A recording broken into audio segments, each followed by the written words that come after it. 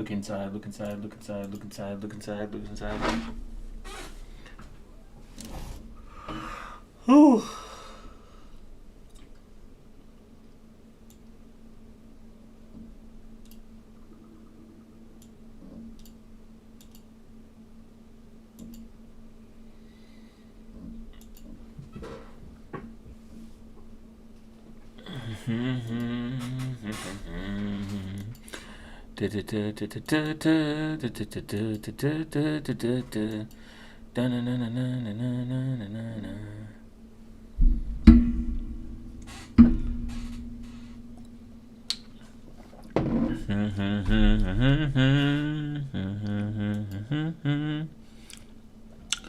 Go bend your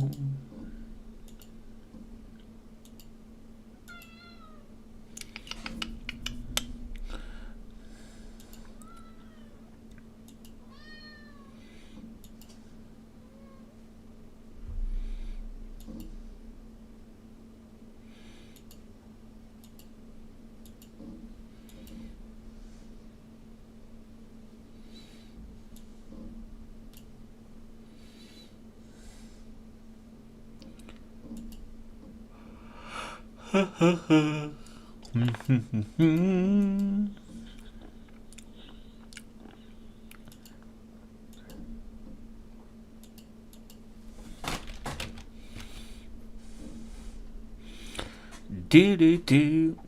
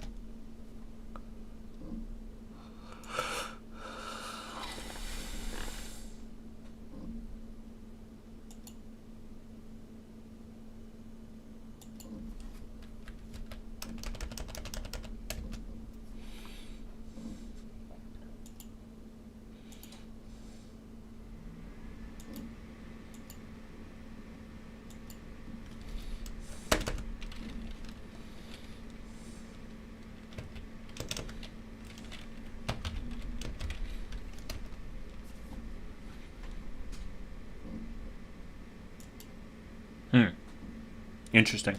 Okay.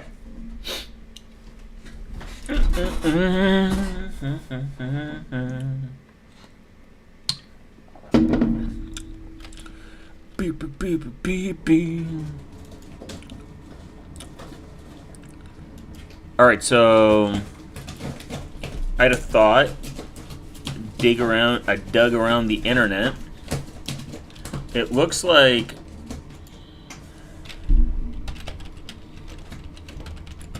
live i2p, just like Tor, just like Tails, it does exist, but I was like,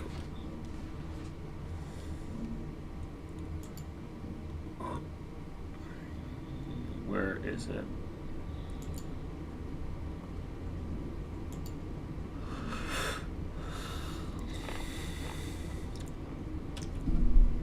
Having an up-to-date i2p by stuff for Tails space was on. i2p. It's on Codeberg. What was it called?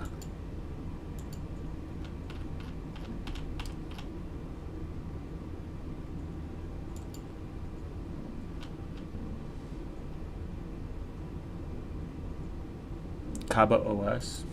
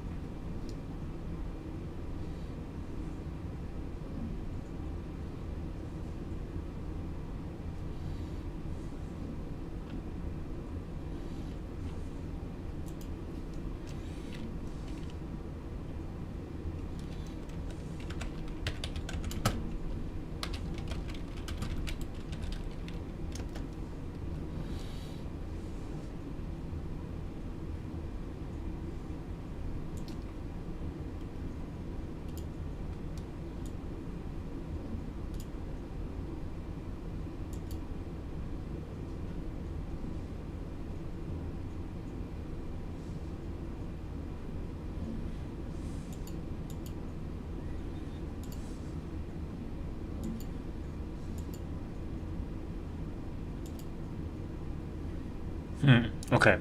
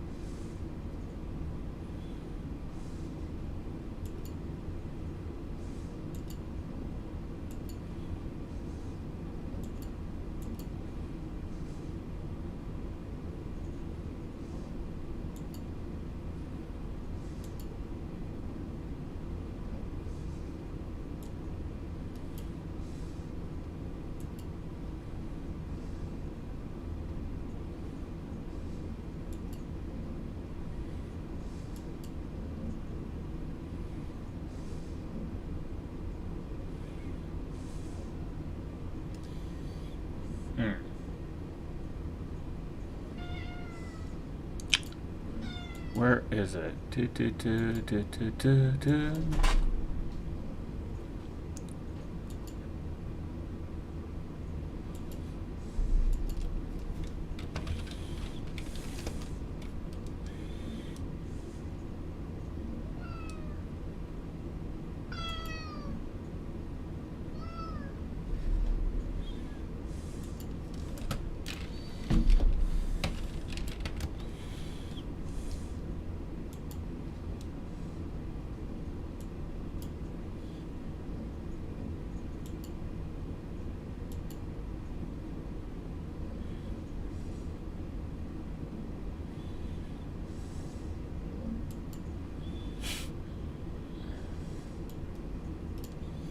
All right. Now, apparently, Kaba OS is a focused live OS for i2p. Kaba OS is a live operating system built on the Alpine Linux, designed with privacy and security at its core. All network traffic is routed through i2p, Invisible Project Network, to ensure that online activity remains anonymous. I2p first. You know what's weird? I was thinking of I2p and doing it Alpine, but it looks like it's already done. The only issue with this is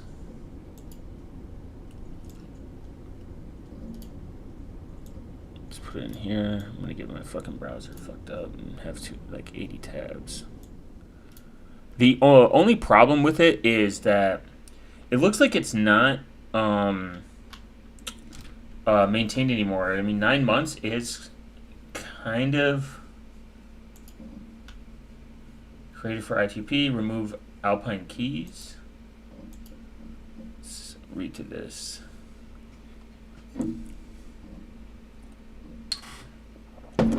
Linux harden. All downloaded. Build Alpine, make config.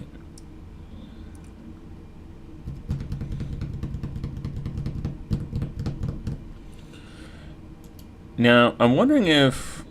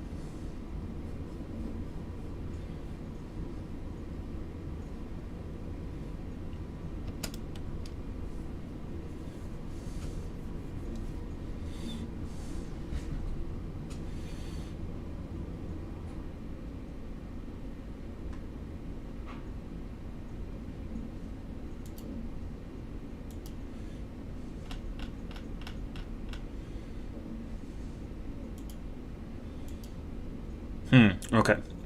So it looks like going through the files, you did a lot of bash scripting. I'm assuming about 300 in it. Grub i2p IP table rules. Add Thunderbird, not fully configured, but it works.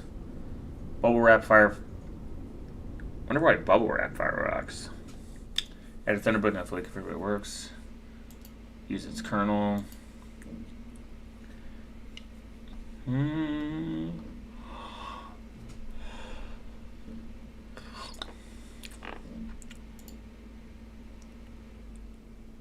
Intra frames, motherfucker. Okay.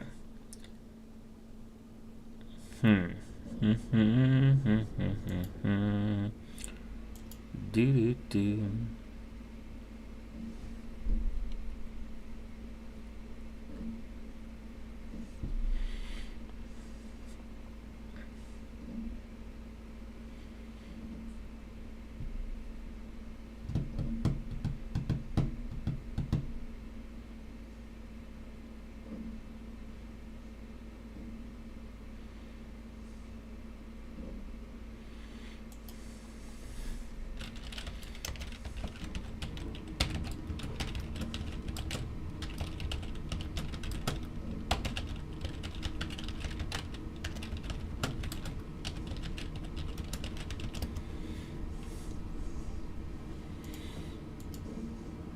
So it seems like we have to start with Alpine Linux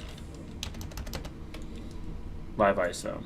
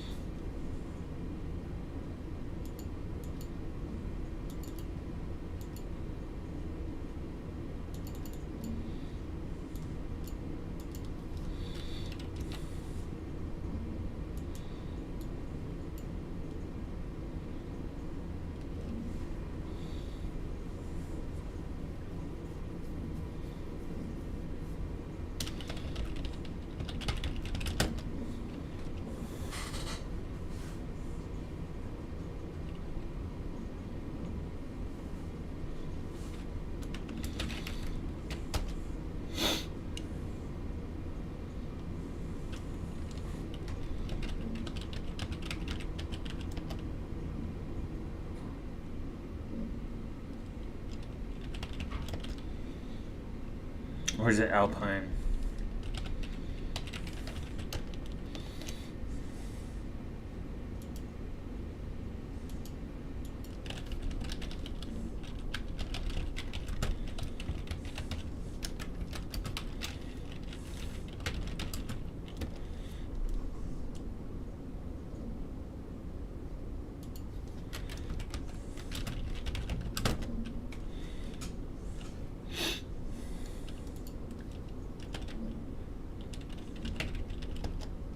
Oh, yeah, that's what it was.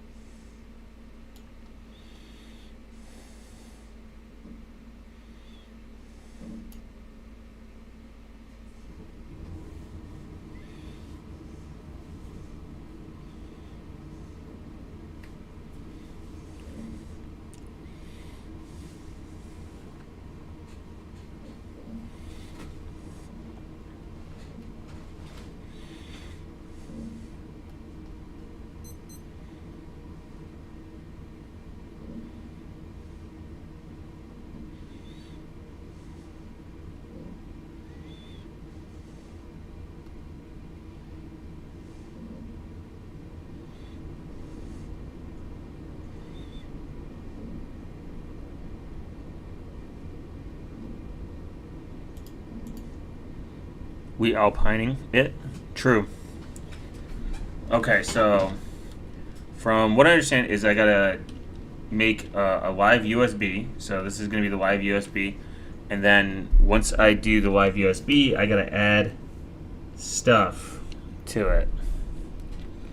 So we're gonna do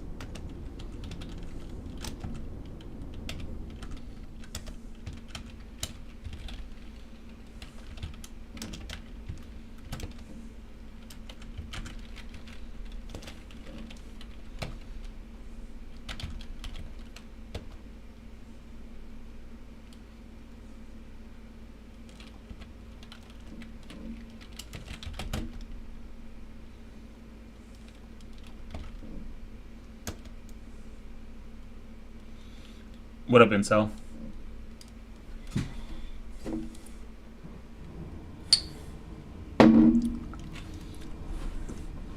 Did we get download timed out? Motherfucker.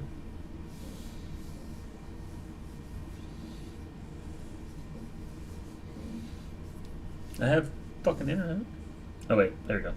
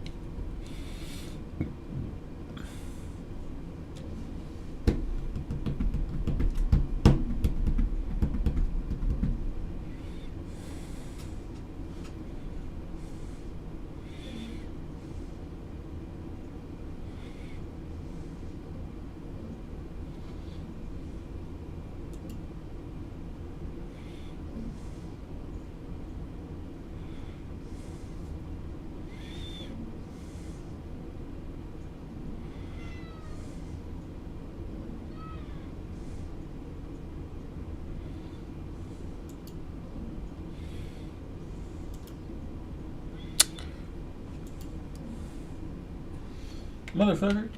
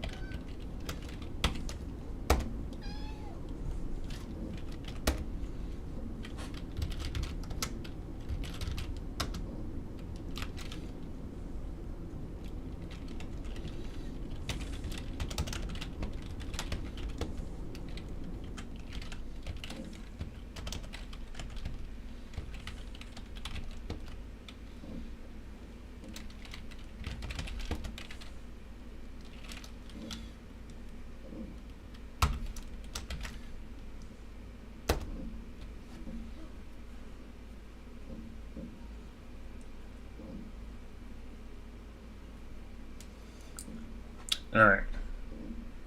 The fuck is this shit downloading out? Timing out for?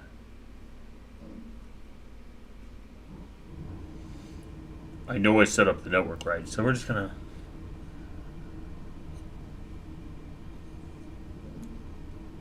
Just gonna wait.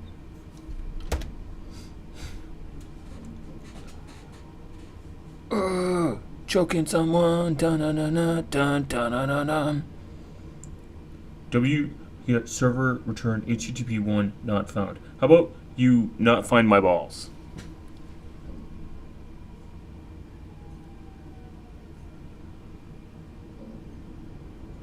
You gotta pick, just pick one. I should have just picked a random one.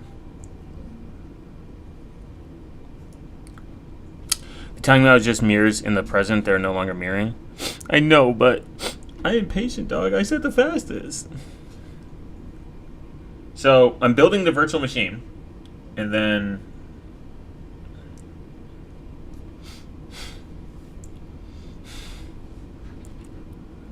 essentially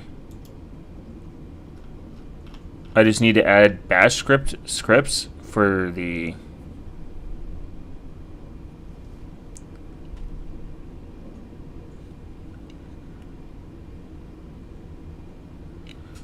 i2p live structure.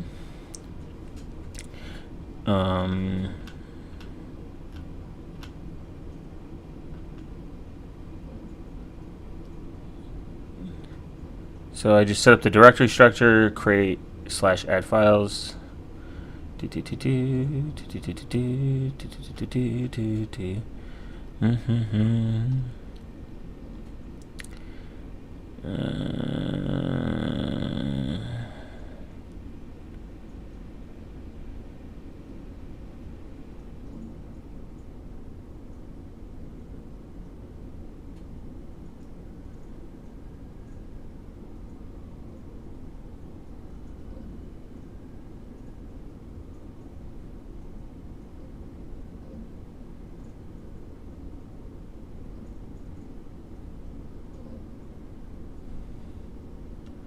Okay.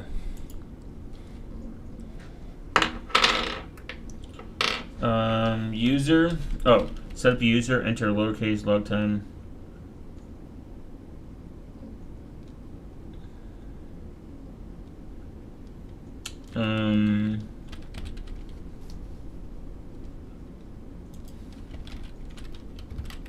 Fed 12. Which SSH server? Open SSH, drop bear, or none? Allow root SSH login. No. Would you like to use?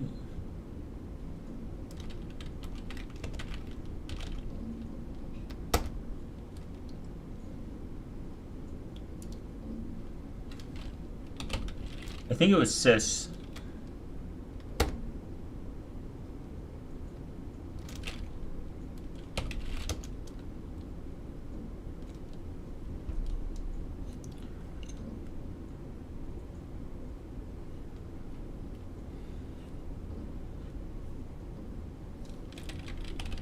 Reboot.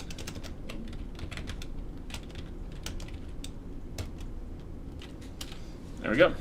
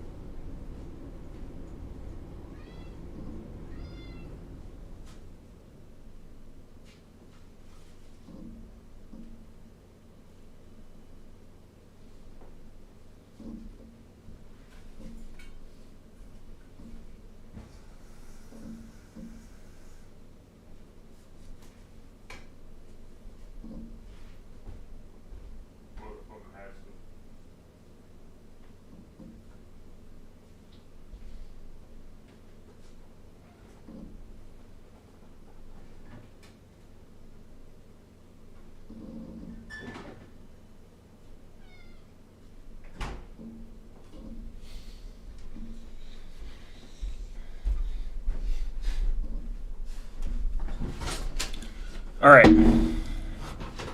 So we did that. Fed 12. No.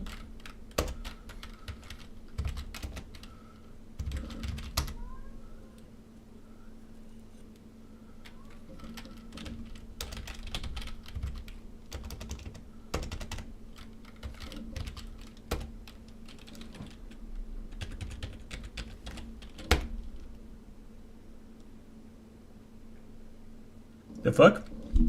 Didn't I? That's what I did as the password.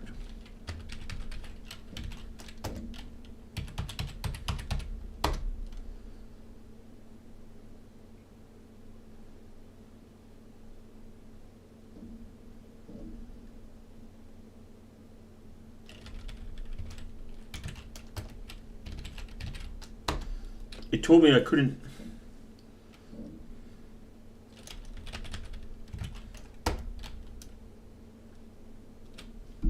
Motherfucker said it was weak. Oh wait, no, I don't think there is a password.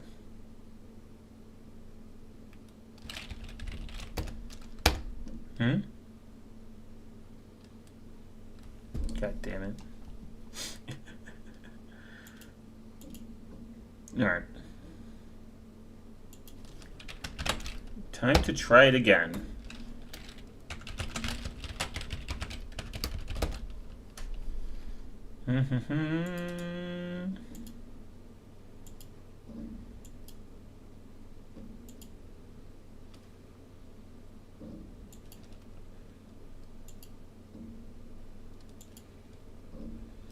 All right. So, Alpine Linux. It says that Alpine Linux is already installed. I wonder if I should do something different. But Alpine Linux is so small that I can't really see a reason to pick something else.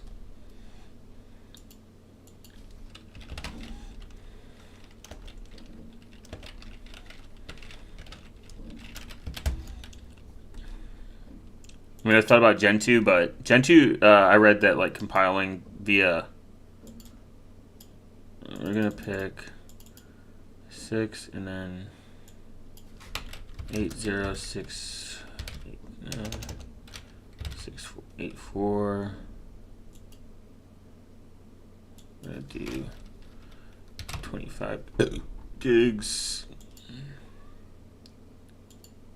No, the fuck.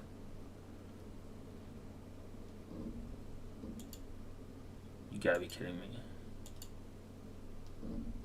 No. Let's say that's gay.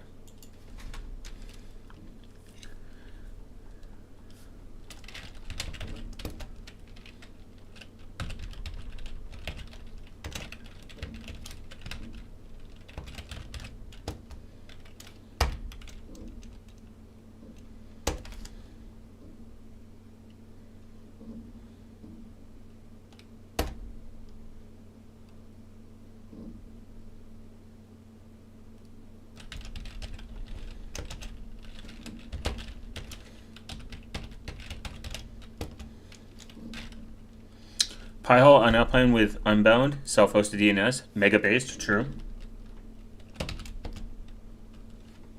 That's where I think I discovered Alpine first, was on the Raspberry Pi.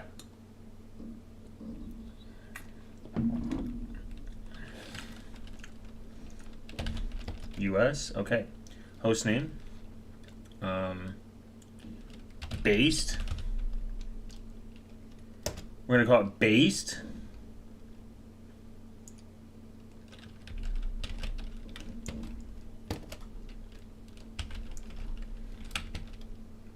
Hello, Chudman. What up, brother?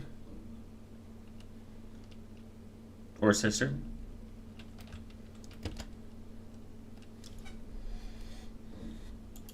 Or they, them. We gender neutral in this bitch.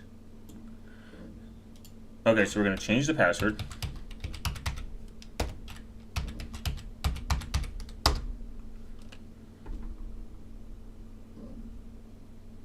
Okay, perfect. All right, our time zone. America. Do you use Gentoo? I have.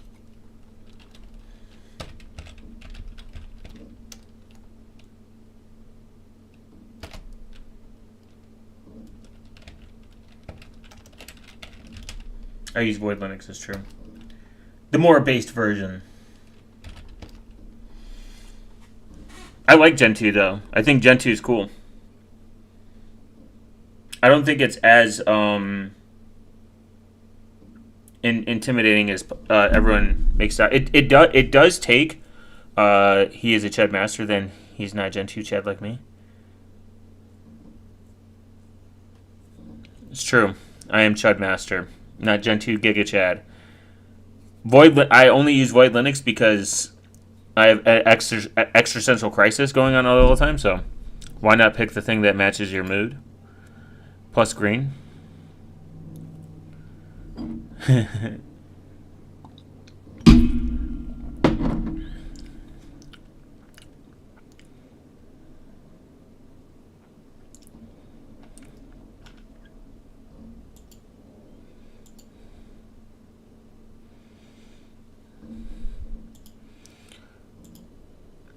Now, should I was thinking about like the browser. I was gonna pick something Chromium based, but Chrome. I was gonna pick like Trident. He did quite a few streams installing Hardened Gentoo. It's true.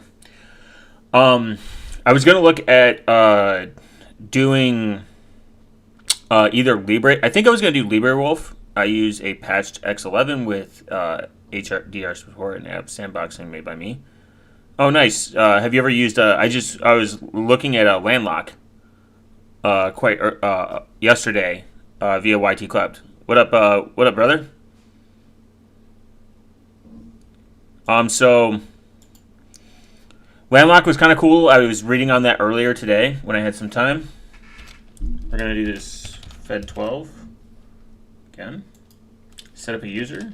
Yes. Or no. Oh. Full name for user Fed 12. Nope. New password.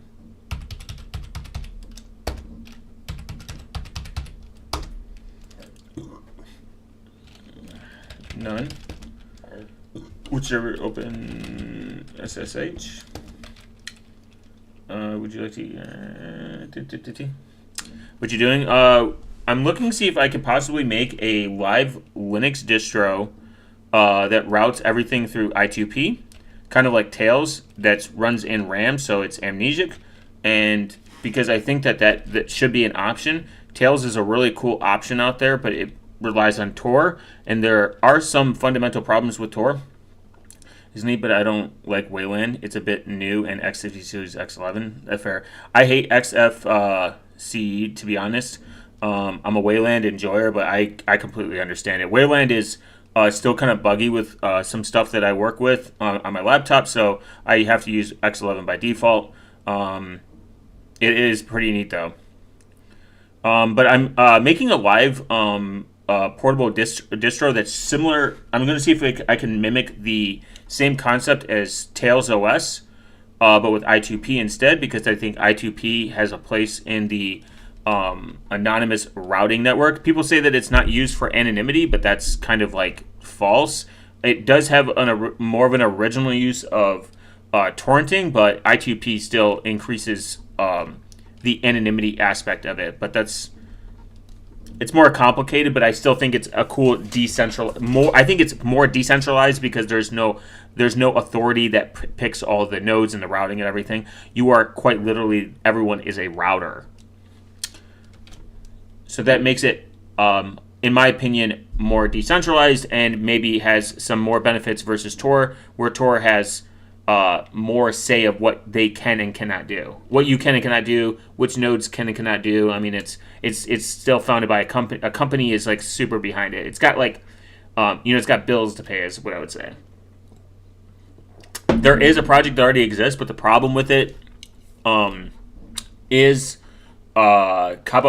Prestemium disappeared out of nowhere, and Kaba OS disappeared as well. They haven't had an update in like 9 months. That's probably not good. So I'm looking to just do it. Use VDA. Would you like to use it? I think Sys is the one that I want to. I have to go to the Alpine.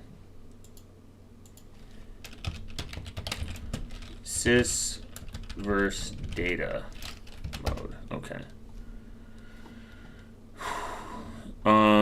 System disk mode is additional to persistent storage, such as hard drive, SSD.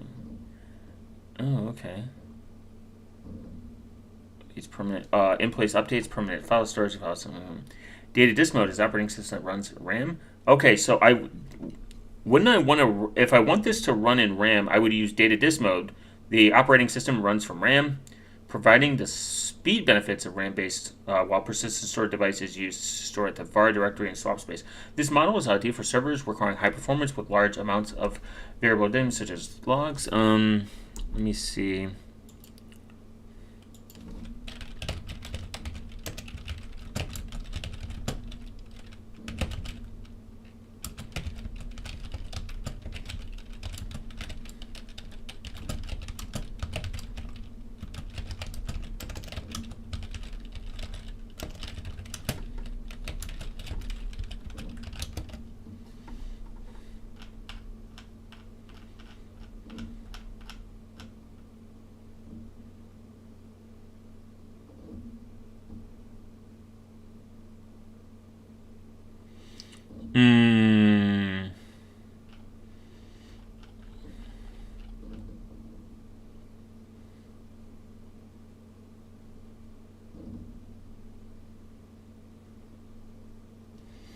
Okay, so it's sys mode.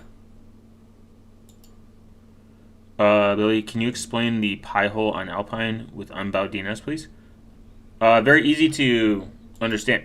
So you would use Alpine on your nothing but Civil based stands for BSD Alpine Civil and DNS. Self-host one of them if you're based. Alpine with Pi-hole unbound is double based.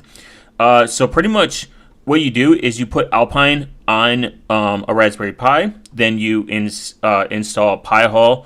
Pi-hole is an unbound, create your own recursive DNS server, so it does all the caching for you. So an easy way to visualize this on a whiteboard, I guess.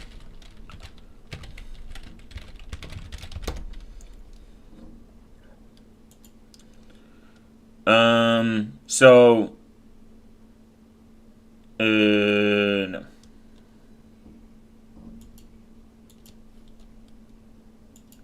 While it's installing stuff. Whiteboard free online. There we go. So here's the internet. Let's do this. Here's the internet. This is the globe, the internet. The internet goes into you. It checks DNS, essentially, like either Google. Man, I really can't draw. Cloudflare, Quad 9. It's like, hey, where's this website? I need to know where this website's at. So either ask Google, Cloudflare, or Quad 9, whatever your DNS provider is. A lot of ISPs override your DNS providers on the local level. So sometimes if you use their router, it doesn't matter what you change it to. You're quite literally still using their DNS provider. DNS can kind of like see like all the traffic that you're going to, not necessarily what you're viewing, but it's like, I know you went to facebook.com. We obviously know what DNS is. It's like the phone book of the internet. It's like, hey, where is, bigmommymilkers.com? It's like, ask Google. Google's like, I know where that is. It's at this IP address. So that could be a privacy problem, and you also get the worst thing on the planet, something called ads. So if you want to block ads at the best level, instead of blocking it at the network level, like through a VPN provider, which does offer some like benefits, you want to block it at the DNS level. Because when you block it at the DNS level, it's literally blocking the shit out of it. It's kind of like this is your bouncer. Like this is like the entry to your house. This is the lock to your door, whatever you want to use an analogy to understand it. So if you block ads at the door level, they can't get into your house. This is your house. If you live in New York, this is, just take this and make it much smaller, because obviously you can't afford anything because it's New York and everything costs really expensive. So, if you have a house and you're connected to, the internet, this is like the world, your giant mommymilkers.com. And then the DNS goes to your router. This would be your router, blah, blah, blah. And then that router connects to your internet. So if you want to block ads at the absolute level, can you please explain the Alpine and the Unbound part? I am about to. So the reason you want to block it at the DNS ad blocking makes it so you can't connect to it at all. Yeah, pretty much. You live in New York City? God, no. I would kill myself. I just know New York City is expensive. So this is how you do it. You introduce something called Pi-hole. Pi-hole run an Alpine because Alpine is so small, it saves a ton of resources. So if you have a Raspberry Pi that has like the 2 gig model or whatever, you're saving a ton of space. It's like bloatless, and it's more secure from attack surface reduction standpoint. So introduce Pi-hole and Unbound. Unbound is the DNS recursive server that is local. So it caches all the websites. Instead of the internet going through the DNS provider, Google, Cloudflare, or Quad9, you do Unbound. It takes that DNS. Unbound is a self-hosted recursive local DNS, so you don't need to connect to Quad9, Cloudflare, etc. Correct. So it does all the caching for you, and then goes to the website. You go to the website, like bigmommymilkers.com, and then it does the caching for you. It blocks everything, so it's faster and it's more private because you are doing all the DNS caching. Now there is some caveats to this. If this goes out, like say this gets deleted, then you can't go to the internet. So there's ways that you can actually set this up to make it redundant. You could set up something called, damn, I need to do this ASAP. I run Pi-hole already, but I just use the Cloudflare. Yeah, I mean, Cloudflare has a decent privacy policy. I mean, but at the end of the day, they're a company, so you are giving them trust. So Unbound is a more private option. Now, if, say, this goes out, you're kind of fucked. This is how you solve it. There's something called PiSync. PiSync.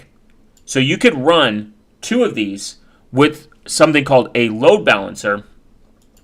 So here's your Pi-hole 1. So you get 2 Raspberry Pis, and then there's another one. I've done this before. I used to run this quite often because one Pi-hole would go out. Maybe it got an update issue. Maybe it ran out of power. I would run 2 Pi-holes, and then here's my router. My router would point to one Pi-hole, and then this would be the load balancer. So if one Pi-hole went out, my internet would go to the second Pi-hole. It depends. So I have a Pi-hole, has a Wikipedia page combining it with Unbound. It's actually an option to, if you delete your Pi-hole completely and start over, you can actually pick Unbound as your first option when you do the install script. But this is what I would do. I would run 2 with PiSync, so you can make sure all your config files are synced across it. You would use something called, there's a load balancer IP, where you load balance these 2 as your DNS server. So if this one goes out, you don't have to worry about your DNS not being able to reach the internet. This one will take it over. So when this goes back up, it picks it. It's kind of like a master and slave thing. They vote on it. So like as long as this will ping this Pi-hole right here and keep going, and as long as it's up, it will use this Pi-hole. But if this one goes out, it loads to the second one. You can actually run 4 if you want. If you want the most redundant option out there, you could run Pi-hole, like 1 Pi-hole in the cloud, like on a VPS, and then 2 local. And then if any 3 of them go out, it will go to the other load balancer to make sure that you can still reach the internet. And then you could even pick up a backup, a more private DNS recursive server like Cloudflare or Quad9. Quad9 would be a little bit more private because I think they do it. They have some better privacy policies.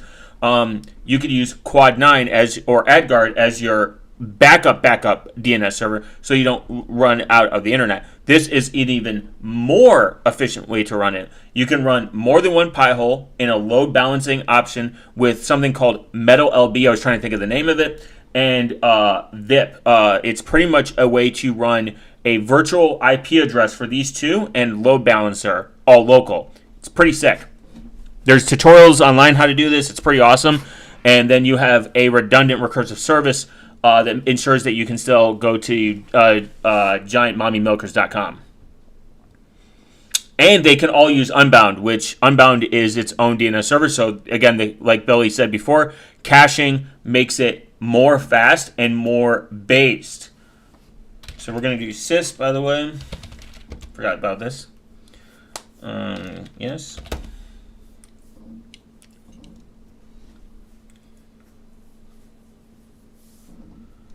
Okay, interesting. Installation, please reboot.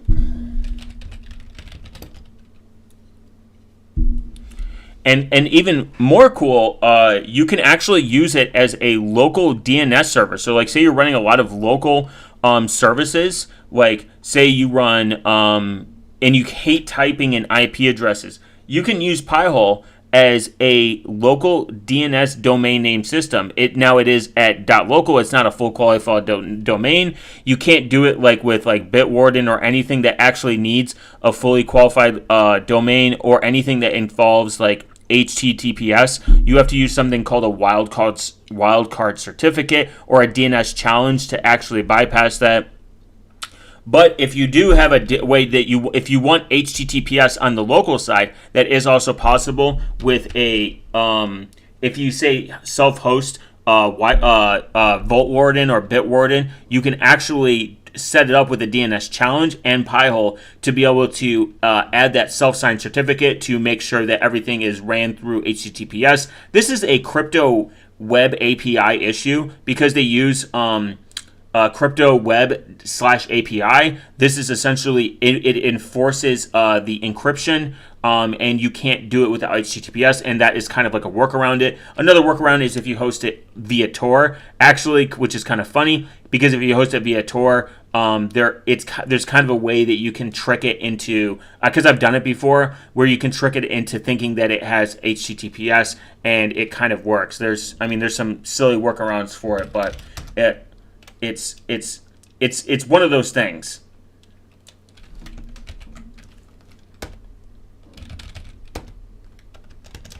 Okay, Fed 12.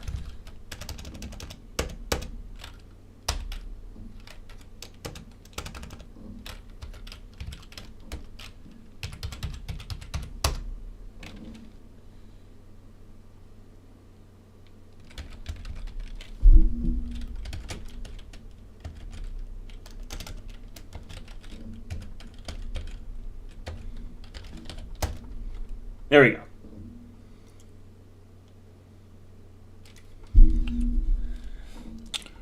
Awesome. Okay, we're in. Hacker moment. I'm in. All right.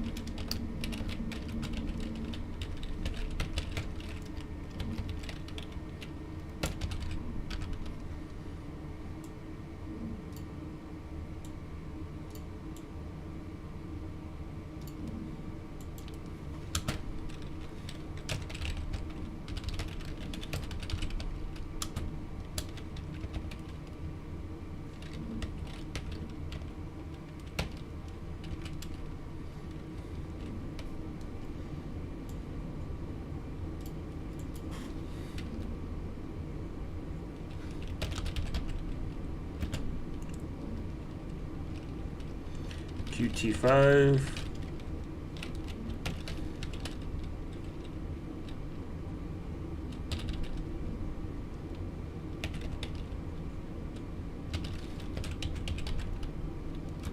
Zlib dev.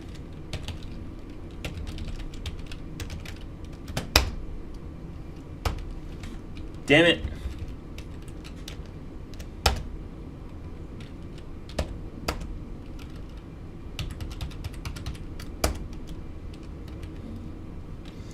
No fucking A balls.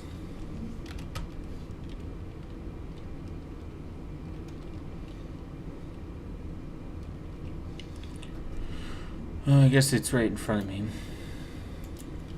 Okay.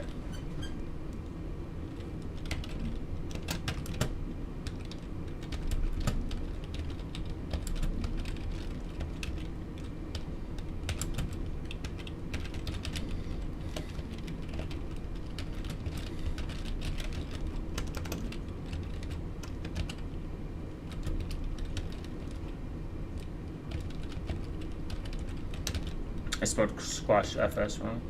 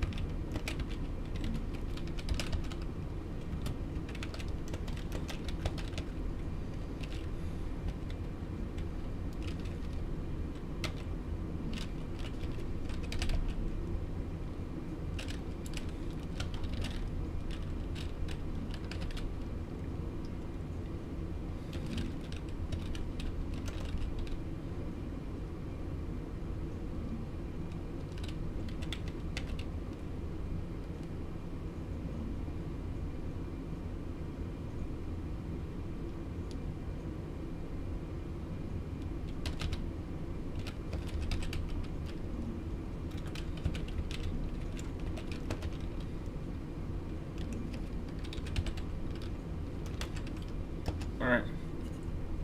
Error. Unable to select packages. Crypto. This is just package. Interesting. Okay, let's see.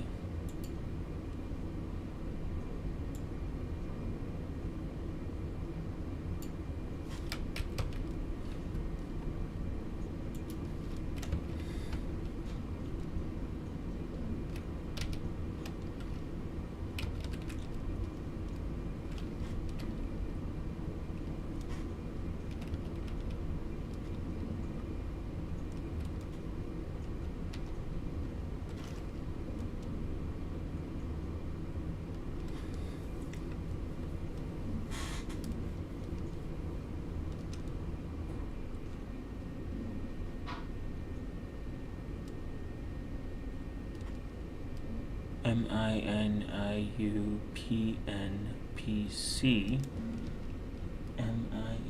MINIUPNPC. Okay, interesting.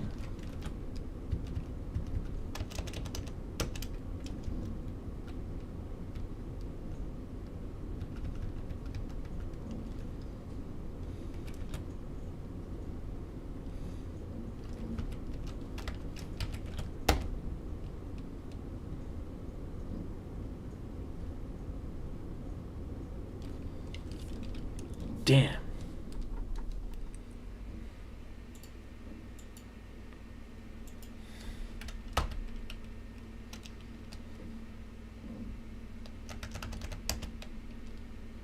Let's do that first.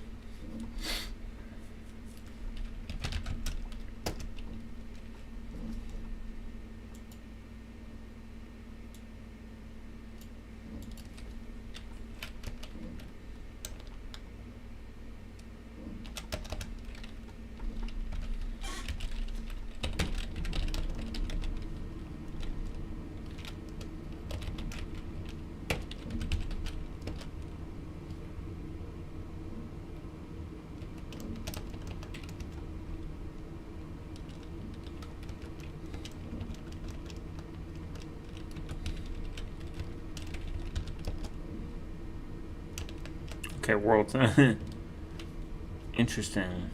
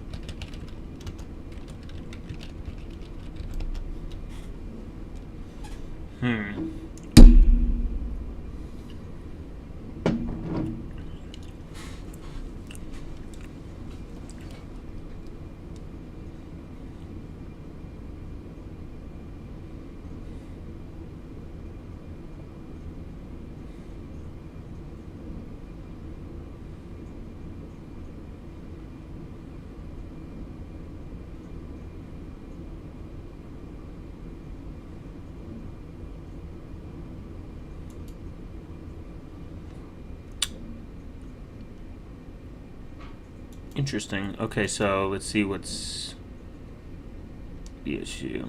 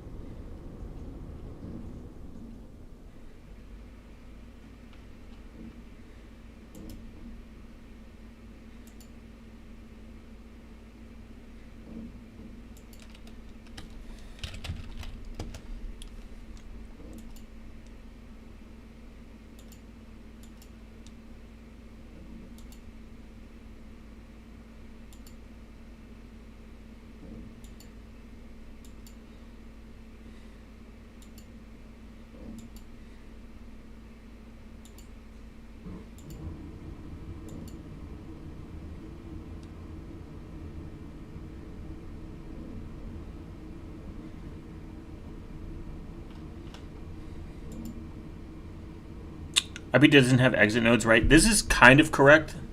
So i2p, everyone is essentially the router and the quote-unquote exit node. Anything that you do in the ClearNet, though, somewhat hurts your privacy. There are something called Stormy.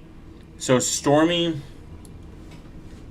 is kind of like the exit node to the ClearNet, and there are like public nodes where they allow you to like exit through them, so you can visit like normal websites.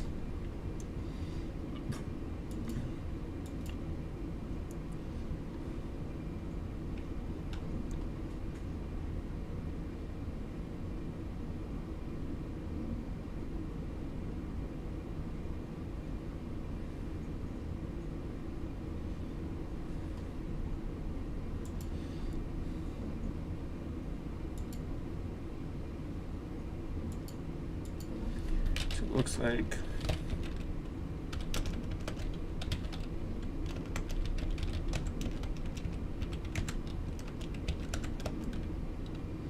damn it.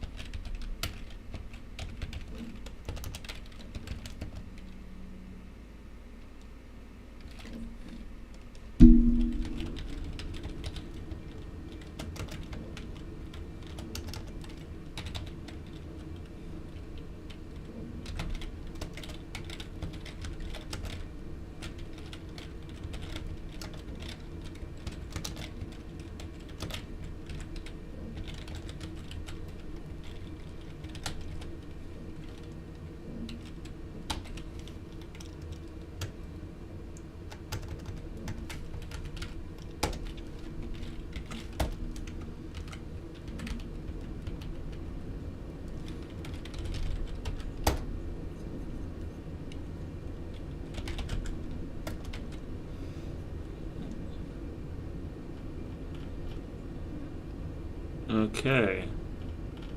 Figured that one out.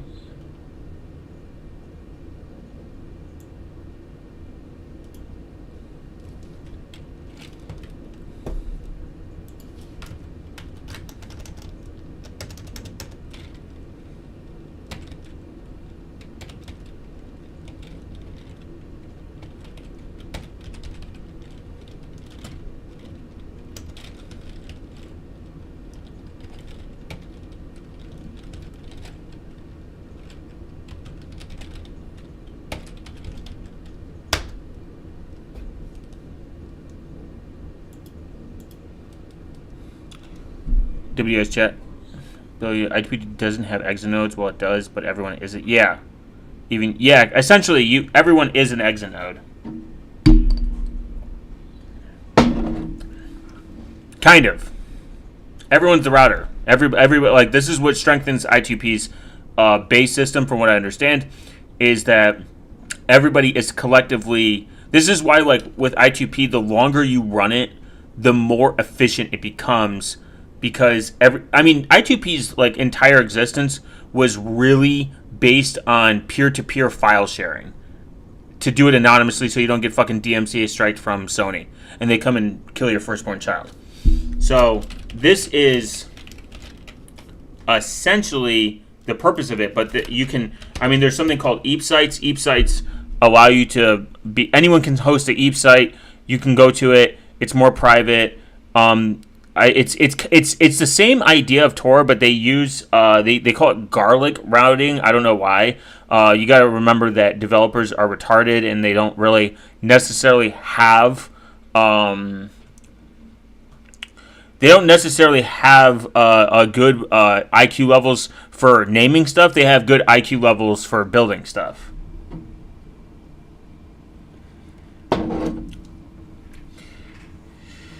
And the major difference is the i2p gets, like, nice try, Fed, invent your own protocol. Damn. I should. The protocol should be the glowing protocol. Everyone should use it. Okay. So I got all the required packages I see from reading a ton of forums and shit. So I gotta make a lot of directories.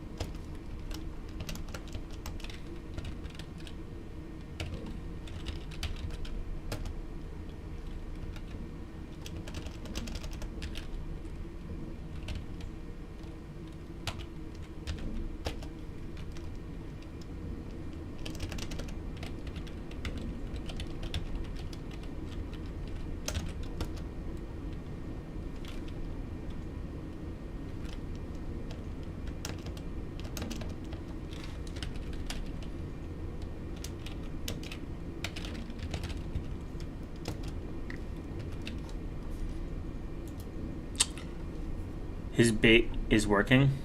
Yo, someone actually respond to your rage bait tweet. What if you renamed your channel for April Fools? A FBI. I should. His bait is working. Oh, someone actually respond. Are you on Twitter or something? Oh, yeah. That's what it was. I completely forgot about that.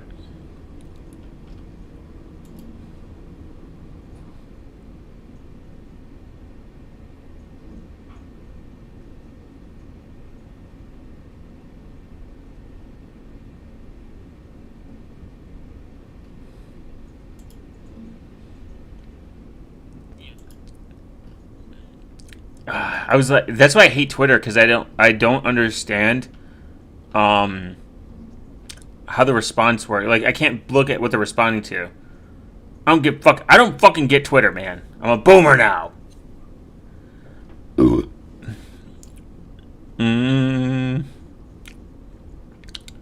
Where is it? It should tell me. It should tell me what they're responding to. True. Z-Trash is garbage. When did I say that? Any retard side pushing... Oh, yeah.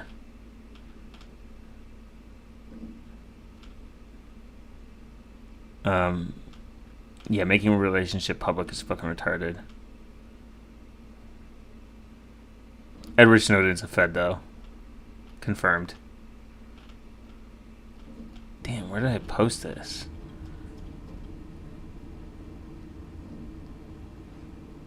Oh, Linux is actually a honeypot.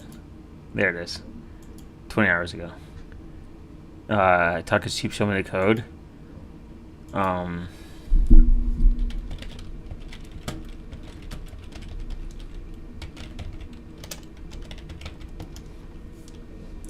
You can find it on feet.com. You have reached your daily limit for this action. Please add a phone. What the fuck? I can't fucking respond without adding my phone number?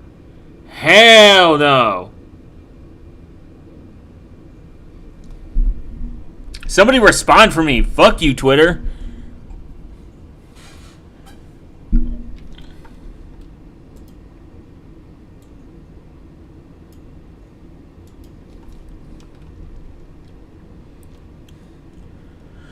Local D, user bin, user lib, triggered.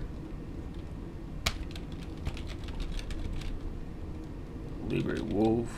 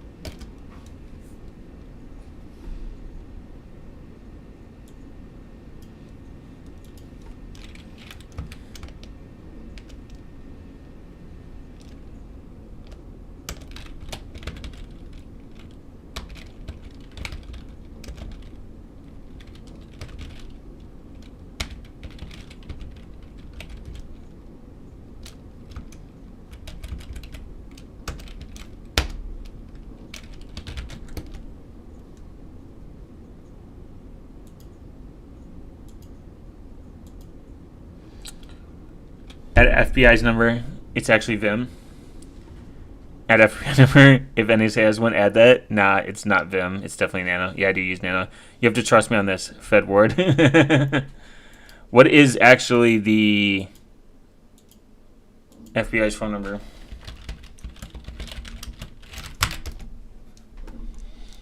Contact us, of course. This would be so funny.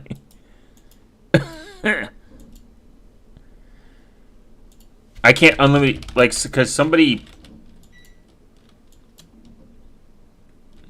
Your post was... Oh, I can send post. What the fuck? But I can't respond to people? That's some gay shit.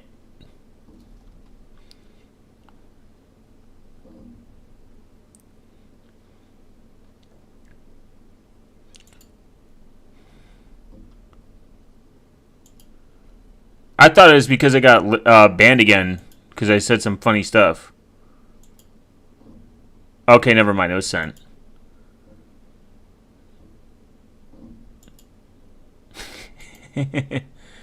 What is this? Globehot, Fedward. Fedward is Edward Snowden's real name. I would never use Vim, by the way. Okay.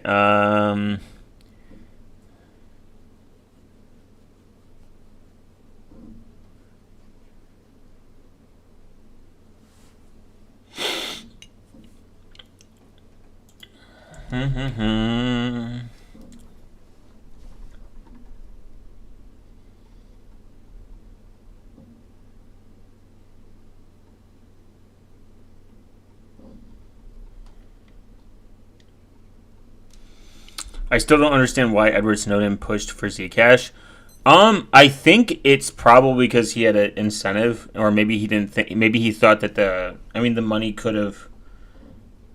I mean, I have a personal opinion. I don't think Edward Snowden is. I think people give him too. I mean, like I think what he did was right because it informed the American people that they were being spied on and confirmed people's beliefs that they were being spied on by the NSA.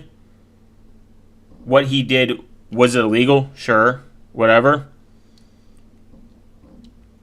But he went to a country that does not like the U.S. FYI. And yet they haven't turned him in. And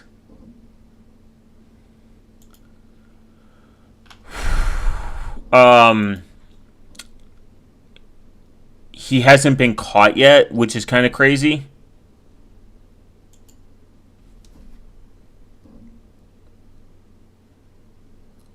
I mean, that's something to think about.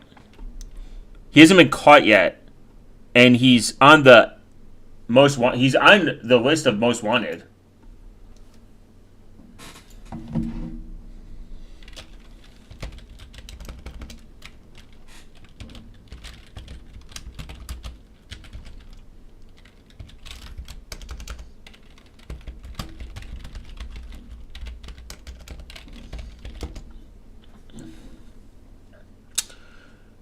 Edward Snowden is not on the FBI's cyber's most wanted list, which is primarily... Okay, never mind.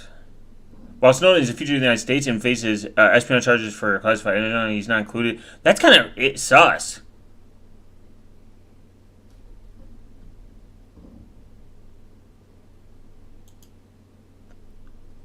I thought he was still on the...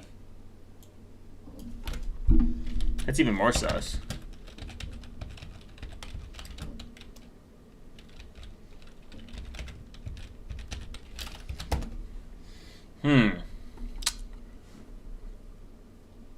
Yes, Edward Snowden is still won by the United States. He faces charges under the Espionage Act, unauthorized communications, national defense, streaming to... Okay, Snowden has been living in Russia since 2013. Initially, there are some theories that, like, he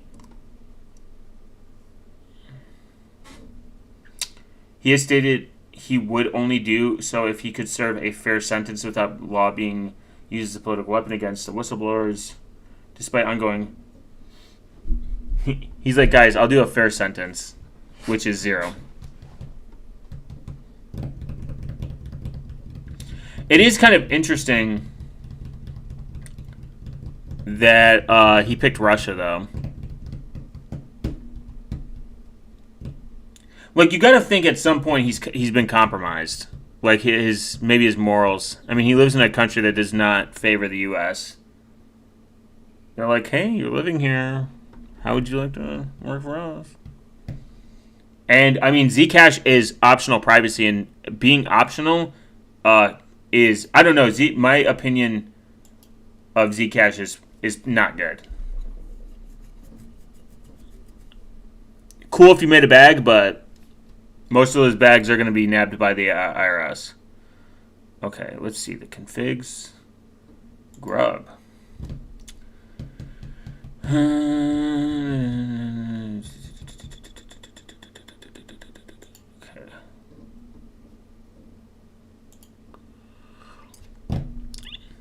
I think he pushed it because he probably said he had a perceived. So if there's an actually interview with him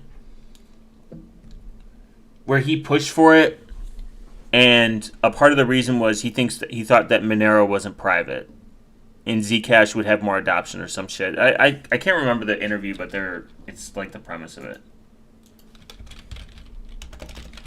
I wonder if we can find it.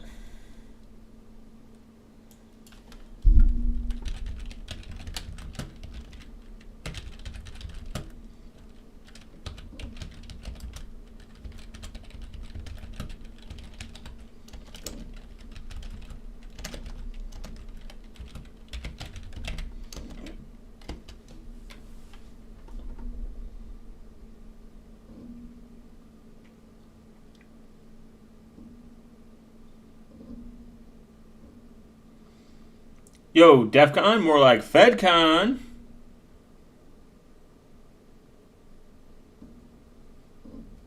Oh my god, this guy. Have you guys ever came across him?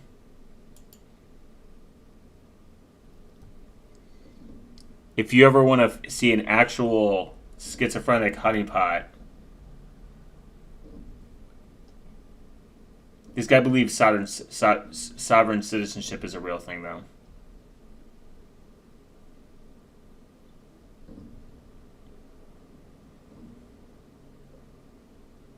I mean, teaching people how to buy gold is kind of retarded. You should. It doesn't. I know he uses Tails, and he is a fan of Graphene OS. How to buy anything with crypto with no KYC. He like promoted the Crypto.com card, which is kind of crazy.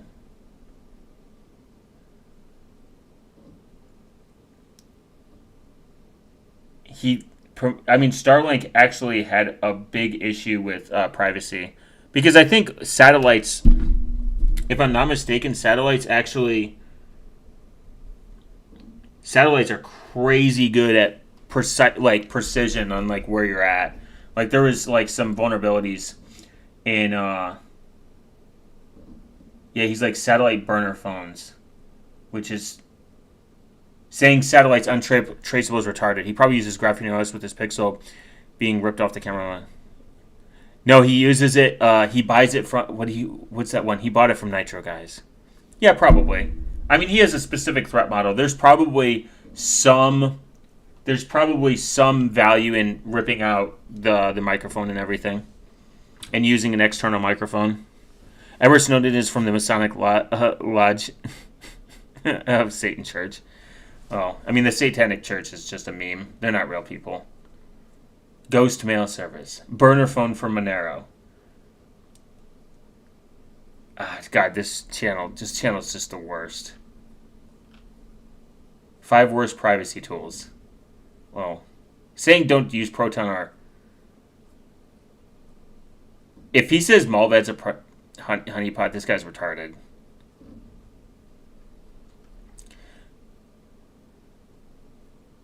Get ghosted with. I love finding this shit though. Not gonna lie. Get ghosted with Maverick Xavier. How to disappear in a digital world. Become exempt from the CBD. Graphene OS or not pro. Yes and no. I mean, like it depends. Again, like those are two different things. No, you gotta watch his videos. It's not clickbait. Privacy X gives really bad advice.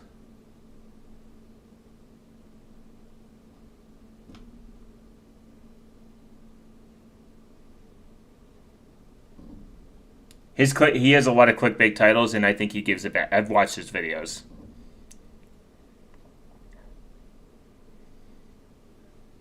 No KYC or crypto hardware wallet. I mean, there is no KYC hardware wallet. That's the point. Saying that you need a KYC to get a hardware wallet, it's retarded. I mean, VPN is just giving your trust to another company. I don't really like clickbait titles like that. I think it's pedantic. Hardware wallets are illegal. See, this is my point. Like, he just says stuff, and then best VPN. I mean, the best VPN, and he puts Malvad. If he actually put Malvad at tier list, I would say that he's retarded.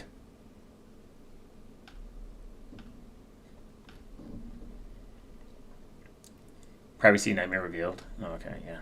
Monero step-by-step guide. Digital IDs, world government. I mean, there are some digital IDs coming, but that's not crazy. We saw that coming. Best and worst privacy tools. Guys, next DNS. Even though DNS is not really, we need to see that tier list. We got to.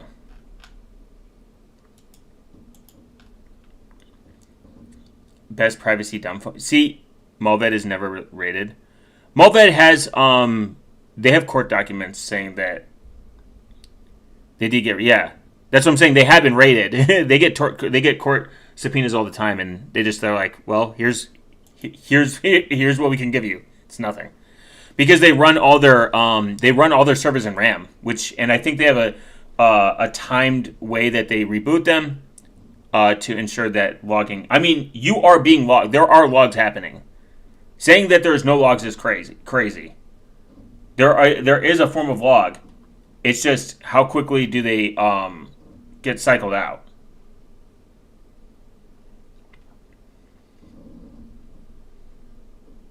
And we can't prove that there's no logs, but they could just be cycling through them to the point where it doesn't matter.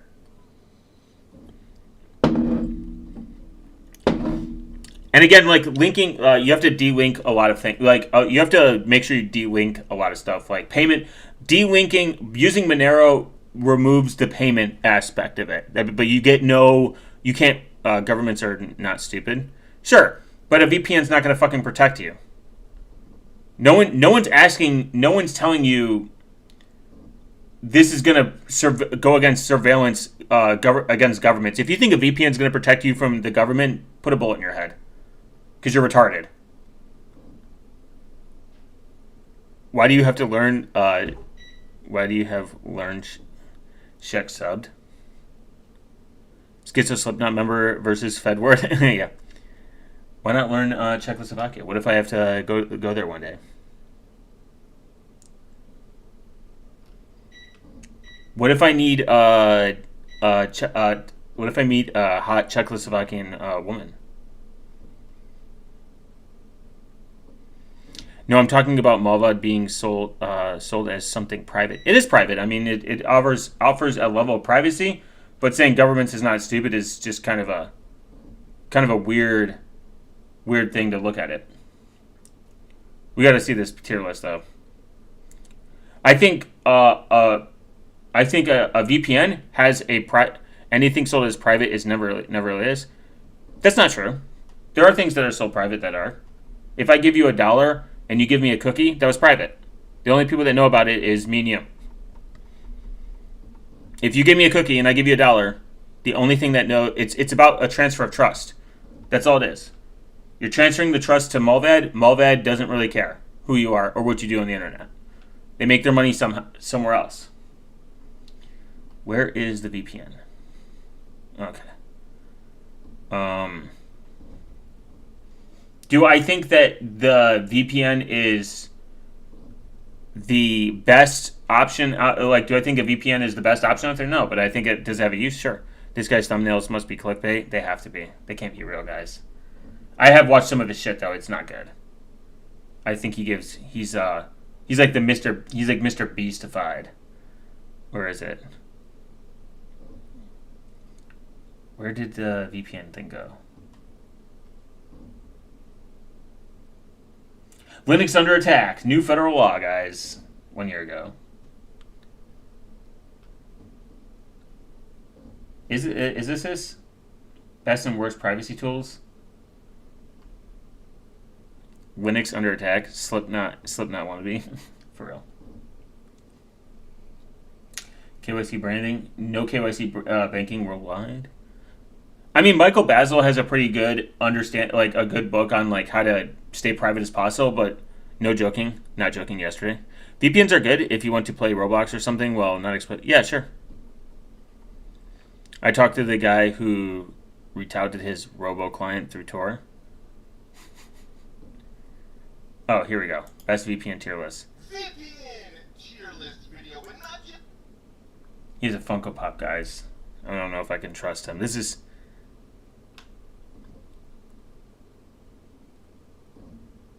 Okay, but why did the fucking. Okay, so, but why did. I mean, that's so cringe. He puts them at like D tier list. I mean, whatever. VPN. Just use BSD if Linux is under attack by the laws. It's not that hard, yeah. Tier list video, but not just. I can't watch. I know you guys watch the news. Mysterium Network sucks, though. I've used it. Orchard sucks. You're like, oh my gosh, America. You can get anything in America, anywhere, anytime. It's a different world than most people when they come here because they're not used to the lack of restrictions and the layers. Anyway, the whole different thing. And so, NordVPN for some people, they just need access. So Nord can do that because they can take crypto. And if you do crypto anonymous, like I talk about through institutional accounts, my Ghost program, you're set. And technically, you can. Guys, don't forget the Ghost program. Do you think he uses Ghost BSD? But like FreeBSD has poor defaults, but you can simply just harden BSD or OpenBSD. True. I think I watched him once talk about like he tells you to set up like an LLC to like avoid it. I wonder if anyone in the comment section is talking about clickbait thumbnail. Probably not. Never heard of any of these A tier beer plans. You're in my tier list. Also, you're missing quite a few of the good ones in my tier list, which is constant. Proton needs to be ranked higher here. I don't agree with C. Oh, if only you knew. Love how based you are. Thanks for the list, boss. Malvad.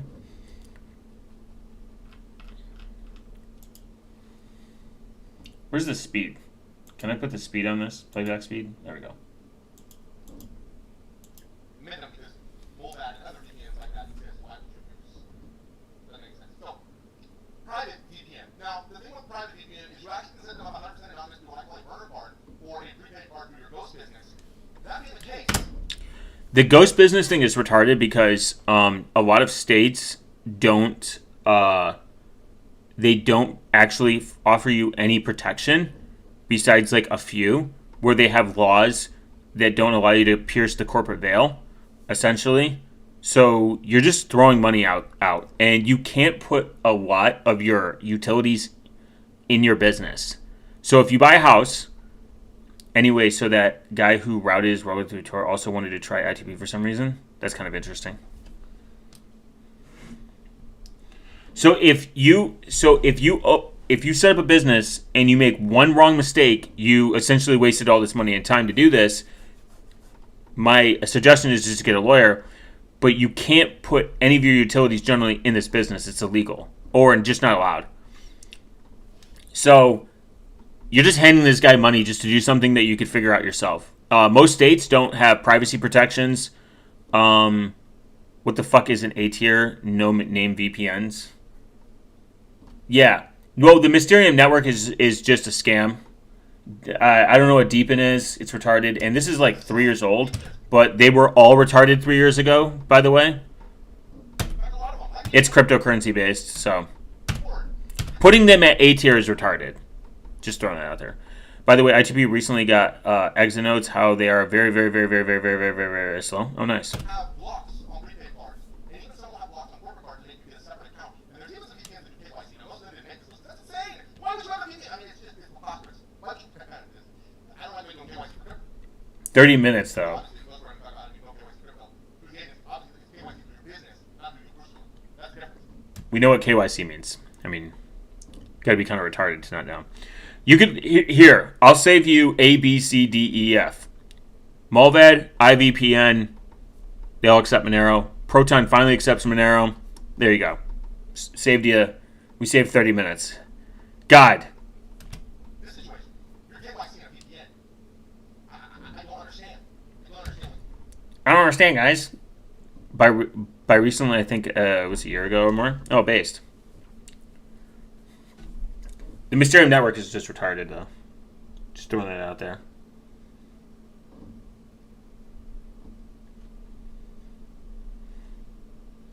And it's all about scale. Like, if people don't understand how to get Monero and they don't want to use Mulvad, I mean, Mulvad accepts cash.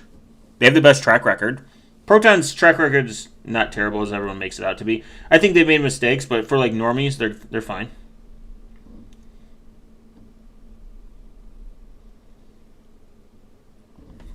There's not really a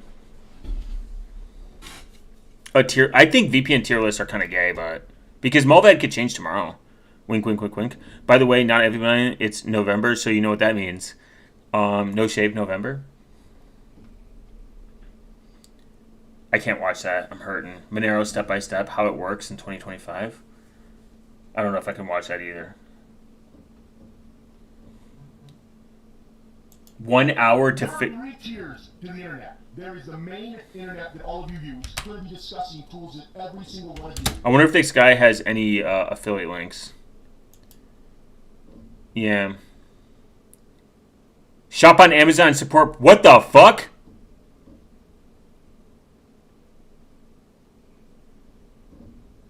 All videos on this channel are for entertainment purposes only. Before starting a business of any kind or investing in... Oh my god. So cringe already. DNS doesn't really protect your privacy as much.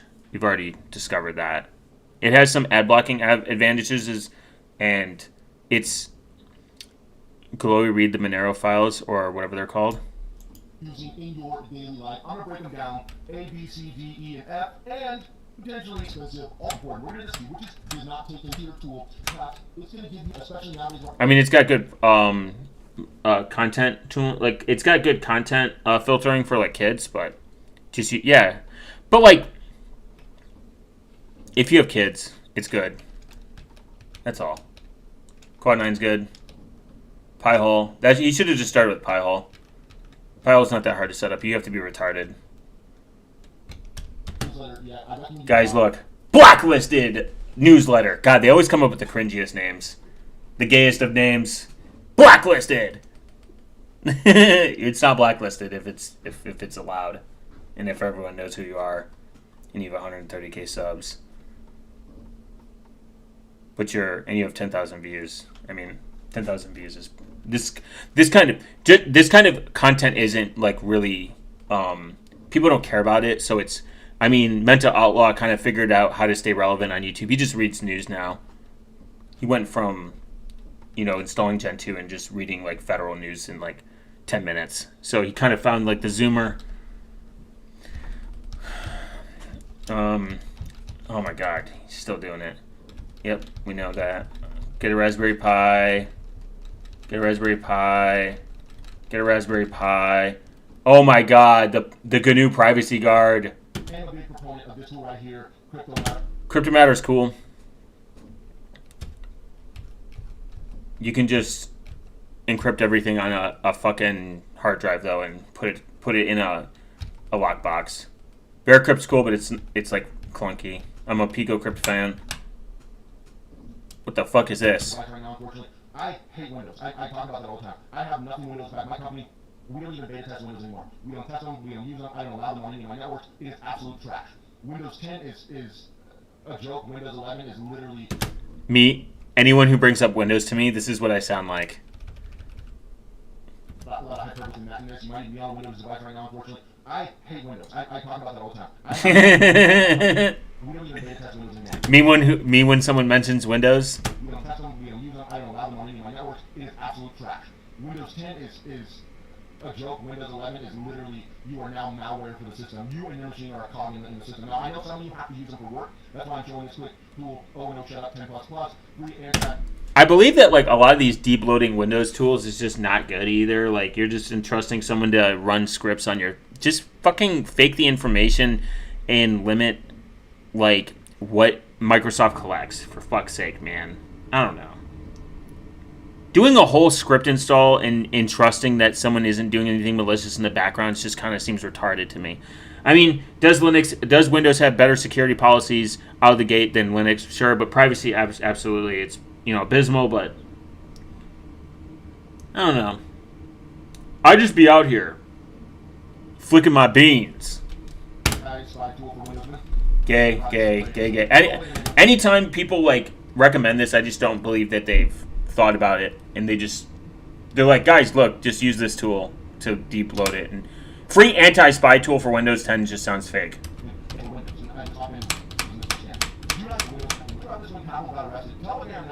Yeah, no one thought Telegram was a good idea. If you had more than a 2-digit IQ, Telegram's gay. I should do my guys like in the. I'm gonna do a poll. Should I do my own privacy tool tier list based on thoughts and ideas that won't take an hour of your day? I need to ask the internet though.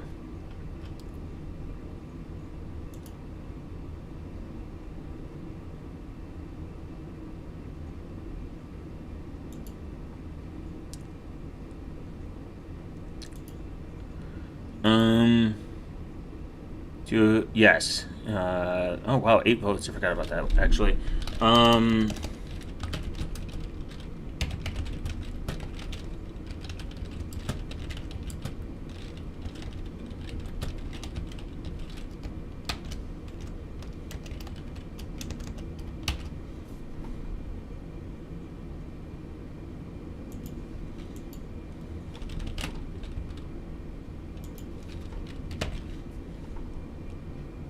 Why is even Telegram on? I mean, people use Telegram for their own reasons. I don't think that it's wrong to use Telegram, but I think if you care about privacy, I don't really like email, so I still have to use it. So I clearly clarify that I use PGP. Email is decentralized. I think email's decentralized nature is more robust. I would rather ask for a girl's email than for her phone number. It offers less identifiable information, especially if you do it correctly. You don't need a phone number for email, so I think it could be more efficient. I like Tunanoda's approach, but the lack of PGP is understandable. I get the reasoning behind it. PGP has some security issues, especially with the way it's the private keys are handled, etc., etc. But understandable. Email is kind of gay. I used Telegram back in the pandemic days. Unfortunately, you were probably doing it so you could get giant milkers text you from hot moms, in your area. Especially if you're using because they're tracking every single person. I don't think they're tracking everything. I think they just got poor privacy policies and shit. I mean, no encryption, and they're kind of gay. I think he's being slightly hyperbolic here.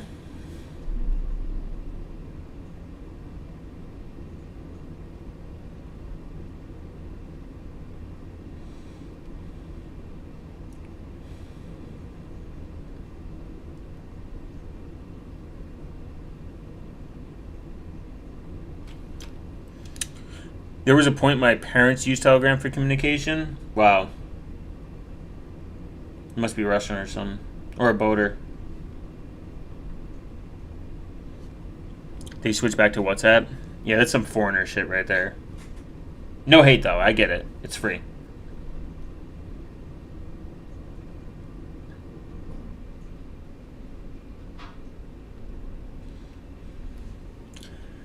Hyperbola BSD mentioned. Based. True. We need Hyperbola BSD made so I can test it out.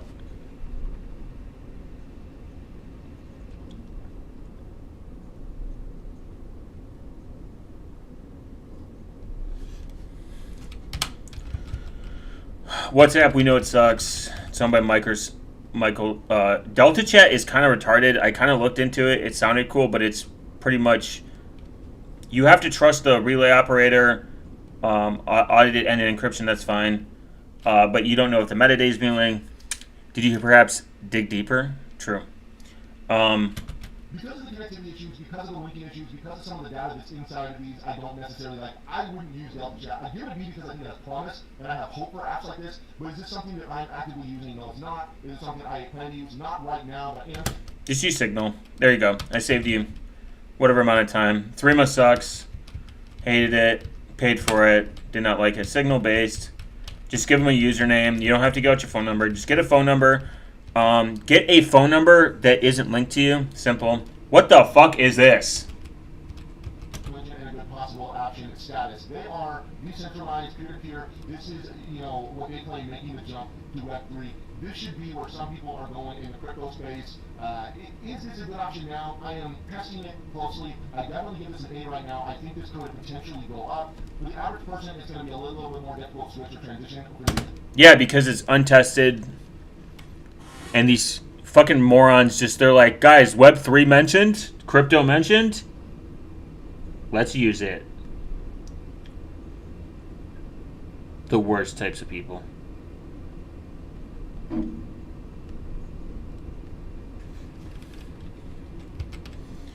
Make the jump to Web3, yeah, blah blah blah. Did White Billy? Did you guys see the Simple X drama? Session is garbage. There, saved it. It's terrible. No perfect forward secrecy. They went away from the Signal protocol, which is the gold standard, to their pretty much a version of their own. HyphenNet or FreeNet isn't really that good. Been on it. Used it. It's been around for way too long to be good. i2p, the Invisible Internet Project, has been around for a long time. I've used this for a long time. It is incredible. Peer-to-peer network. Yeah, it's based. It is based. The FreeNet is still pretty dog shit for as long as it's been out. Tor based, but it's centralized. Tor is based, but it's centralized. So like, there's too much. There is a lot of authority around them. Exodius, dog shit. They dropped Monero. They're kind of gay, actually. Cake Wallet. I think Cake Wallet's kind of a federal pot. Honeypot to track all your Monero transactions. I don't really like the CEO. He's also bald, and I don't like bald people by default. Sorry if you're bald. Cake Wallet's but it's kind of like the most user friendly, and they made it easy. To be honest, Crypto Work. I've used it one time to find like where I could spend Monero, which I have done. KYC. Not.me is probably the best option. Never heard of that. Not going to use it. Based website. Welcome to Monerica. Monerica's cool. I wouldn't really call it a privacy tool. It's just kind of like a directory. I wouldn't say that you could use. I wouldn't say you could use this as a tool in your day-to-day. I think it's more just like convenience and directory. It could lead you to shit that's not good. De-Googled smartphones. Anytime you see that, just immediately have a red flag. There's no such thing as de-Google. If it uses micro G, it's not de-Googled. Just throwing that out there. And you don't know what on earth it's using in terms of updates and support. People like to get these dumb phones, and then they realize that, like, oh, they get no updates, and it uses SMS as the default messaging service, which is objectively worse. I just don't trust people with beards anymore, or bald people, I guess. I've used StealthX. StealthX is alright. Their support's really good. I don't know what ZeroLink is.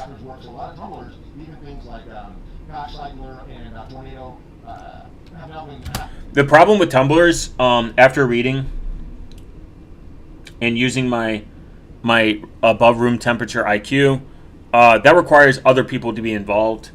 That is problematic and kind of gay, if you think about it. If you think.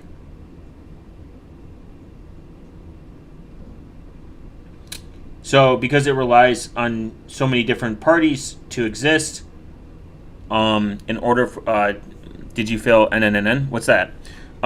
If you require so many different parties to make it work, then you essentially have too many parties where it can fail. And I am not a fan of that. Just use Monero. It's better by default. Yeah, all this extra technology used to do this is kind of gay. Conjoin is not really. If conjoin was actually good, it would make sense. Zero link is just stupid. Layer, and you guys know how I'm huge on compartmentalization. If you do a second layer of privacy option, it could come standard for things like that. DuckDuckGo is cool, but they did that Bing problem. Remember that Bing issue they had? I remember.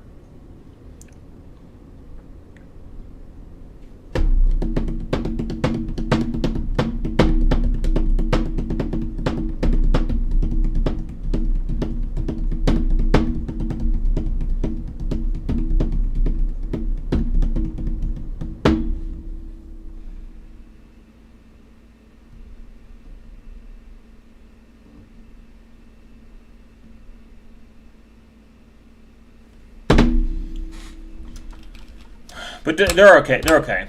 Not gonna hate them. Firefox sucks. I can go on about how much I hate Firefox. They resolved that plus that was only for the browser. Yeah, I know. Just saying. Onion browser would not use that. The Brave is just the best default. It's like when Lady, if you don't believe him, use CRX. True. CRX NG. Firefox Focus sucks. Firefox Focus sucks. You can just use Iron Wolf. Iron Wolf is better. I'm not hating on DuckDuckGo. I think it was just kind of shitty. LibreWolf is alright. I'm just a Firefox hater, I guess.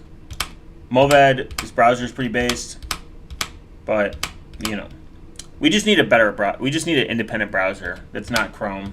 Chrome is good in terms of security, but VPNs are very important at this point because you're gonna have that separation. So did you fall for it or not? Fail or not? I don't know what NNN stands for, man. For internet service provider, of course. No matter who you have, I talk a lot about Starlink. I talk a lot about Netgear, Nighthawk, where I can swap between different SIMs, MoFi, where I can swap between different SIMs. I talk a lot about these things. Doesn't matter who you have. There's gonna be. I mean, VPNs just have. They just have. I mean, they have their pros and cons. NordVPN sucks. Surfshark sucks.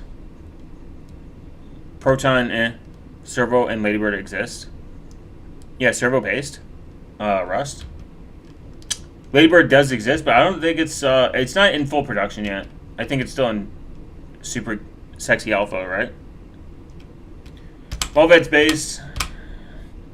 How do you not know this, bro? I know about you don't do your thing for a month. How do you not know this? I'm only chronically online. I'm a pure soul. Monero? He just exposed his Monero account, guys. Time to steal it. Guys. And World is just complying and with a smile. Anyway, that's all I got for today. I just think the VPN is like, I don't know. It's one piece of the puzzle.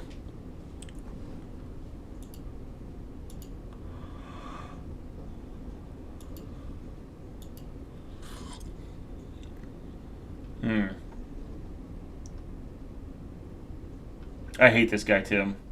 No, wait, what's the other guy? Theo? I hate him. Today, from an undisclosed location in Utah, from my brand new 2022 toy hauler, I want to talk to you guys about. Isn't this kind of like the opposite? Like showing your face. Not that like, I think that's always going to. But saying you're an undisclosed location in Utah, doesn't that kind of. Your asset drawing? Dude, it's with a mouse. How could it... Dude, there's no way you could be good at drawing with a mouse. Like, it's not even a good mouse. It's not even a gamer mouse. The Primetime pretends not to be a soy dev, but he still is a soy dev, technically. He is a soy dev, but he's less annoying than Theo. Theo is an absolute cancer to the internet. And I will not be upset if if his internet accidentally goes out forever. I just hate his takes. He like bullies FFmpeg, and FFmpeg based, Theo not based, and he likes TypeScript, which makes him also gay. I just hate Java and Java enjoyers and TypeScript enjoyers. Let's see. Knit trucks. Interesting. A disruptive by design, this project's first build feature is an immutable base by the Hyperland. Boo! Oh my god, boo already. Hyperland? Wayland capacitor, dropping KDE, plasma in the process. Boo! Although Nixos is built on Debian, boo! It does not ship with the traditional Debian package management utilities. Boo! Relying instead on Apple Image. Boo! Flatpak based. DistroBox. Boo! And similar utilities to install new software. We're pleased to announce. What a boo project. God, this looks like hell. Just absolute boos.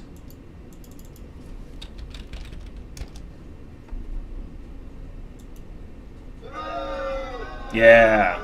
Yeah. Can I time it right? Is there a delay?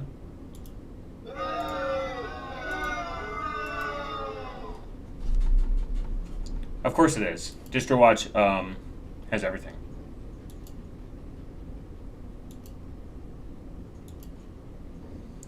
Wow. We need to look at the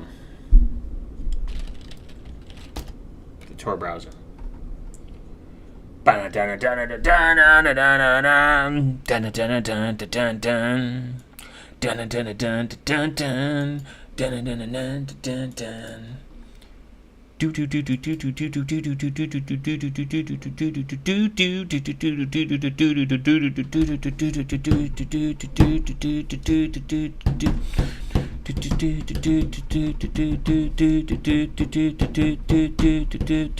David Bombles.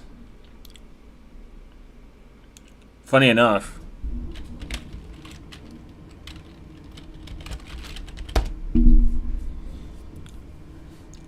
David Bamble did a Graphene OS. We're going to reject that.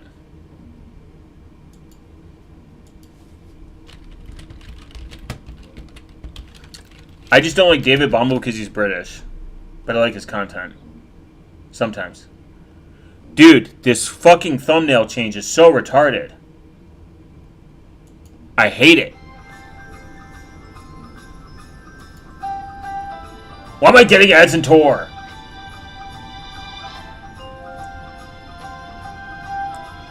Oh, it's how long is the video though? Unskippable ads are cancer.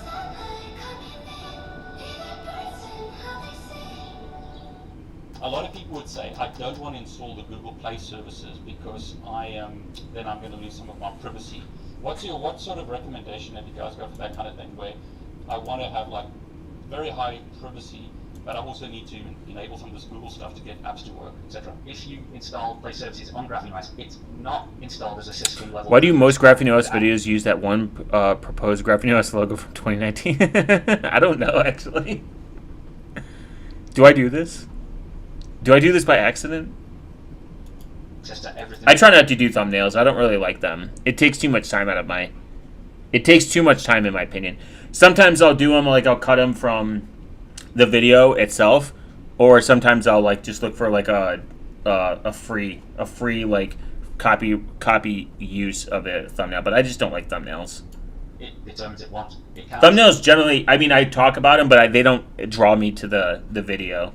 I've just kind of looked for stuff that I'm interested in, and then I'm like, that looks alright. Let me listen to it. Turn certain permissions back on, that you revoke it. It's got no control over your device. You have total control over it. From what Apple is like collecting a vast amount of data about you. So Graphene gives you all the privacy stuff. So Graphene is this great combination of privacy and security, right? Now, if I at least don't do that. Don't do that. Your thing to AI. What thing? Not only that, but it's something that we're quite proud of. Is that there are... Yeah, Cellbrite leaking highlights how much more secure Pixel phones are with Graphene OS. Kind of based, actually.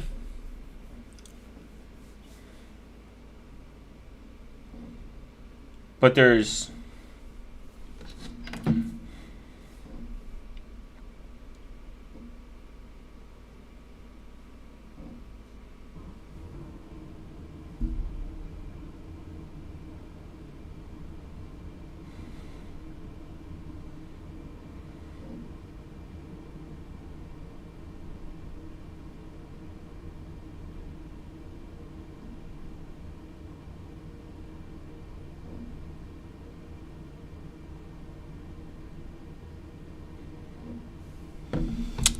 He means beating meats?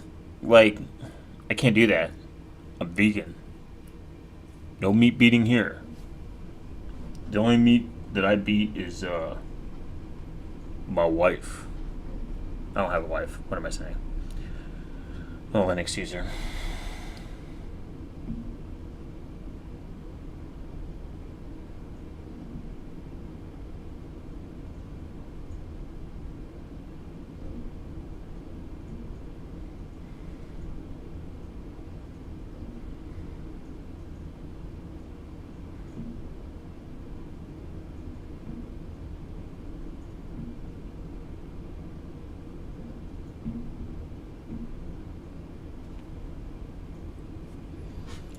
Major forensic firms that would gain access to leaks the current information, all operating system. Android OS Access Support Matrix, Google Pixel 7.753. Extract a bunch of you like a big plan. Let us know the kinds of things. British. Oh my god, he got a Proton fucking sponsorship. Gay!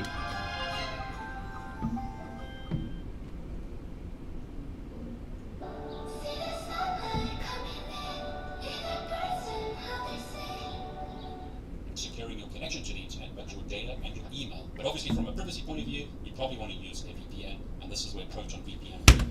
No!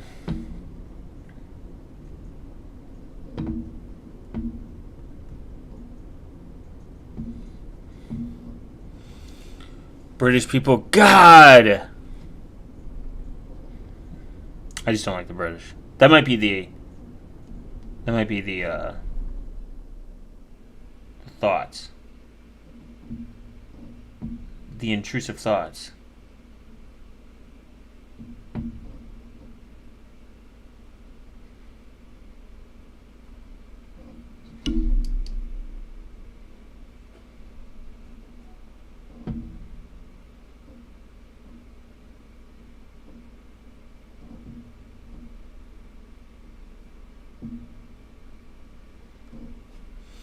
By the way, NoScript doesn't block ads. I know. RIP. Do we not have uBlock Origin in this bitch? We do have uBlock Origin in this bitch, and I still get fucking ads. Shines, and it's my recommended VPN. Oh my god, this is the gayest fucking ad ever. Oh, dude, what is this? Oh god. Oh my god. Where's the fart sound?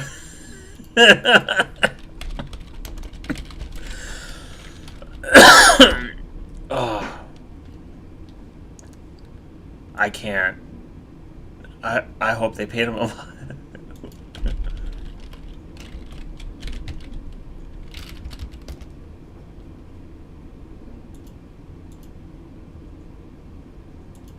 Proton is a foundation. It's not. This is where your data, where you can store encrypted files in it, which gives you data. One of them. Proton VPN is a block to the internet. Proton VPN is the open source logs polygigabits per second across our VPN. So build a $2.49 volt use profile works for have 15. God, where is it? Verify them yourself if you want to, but they are independently audited and have a no logs policy. With VPNs, performance is often a concern, but with Proton VPN, you have access to servers of up to 10 gigabits per second, a VPN accelerator for up to 400% speed improvement. They also have 15,000 plus servers across 120 plus countries, so you can choose the connection that works for you. NetShield, which is powered by Proton VPN, blocks ads and trackers. You can also use profiles for different scenarios such as streaming, work, or travel. So build a private by default setup with Proton 24. Where is it? No, oh my god, he didn't have it. Where is it? If I have to watch this fucking ad, I'm gonna... You can store Proton tools work to engineer, so we can get the graphene back again to give us even more technical details. Dog, they can't fucking be real. VPN for sponsoring this video. Privacy works best when your tools work together. The great news is that Proton VPN is That's not it. It's like the... You get Proton Mail, which gives you encrypted mail. Proton Pass, which is a password manager. Proton Drive, where you can store encrypted files in the cloud. This means that you're not just securing your connection to the internet, but your data and your email. But obviously, from a privacy point of view, you probably want to use a VPN, and this is where Proton VPN really shines, and is my recommended VPN. This is what I...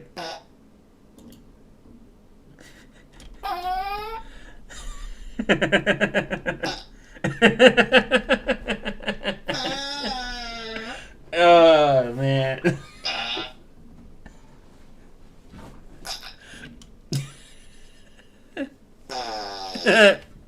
Oh.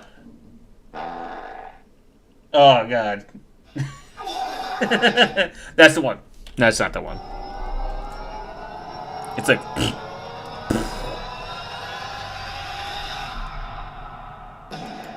that's the one, yeah.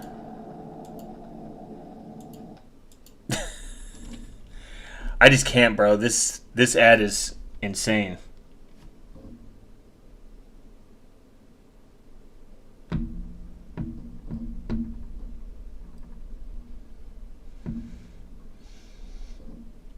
Which you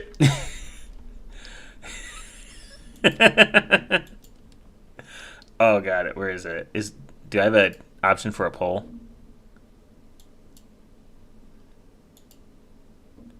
I don't, do I?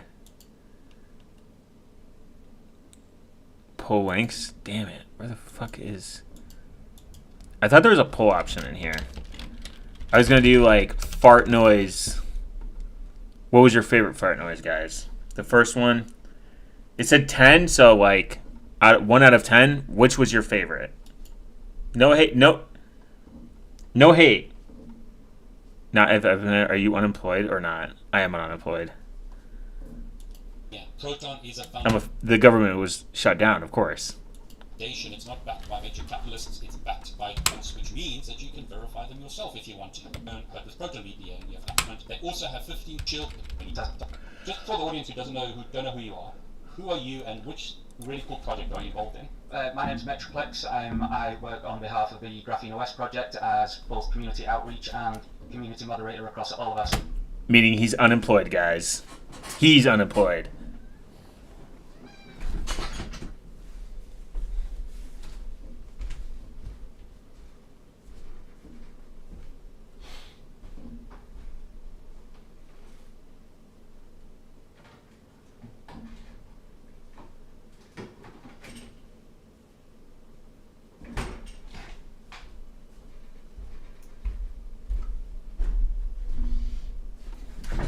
I'm the most employed. I'm so employed that I'm seeing other people that are employed. Social spaces, whether it be Twitter, X, or Blue Sky, Mastodon, Discord, Matrix, and...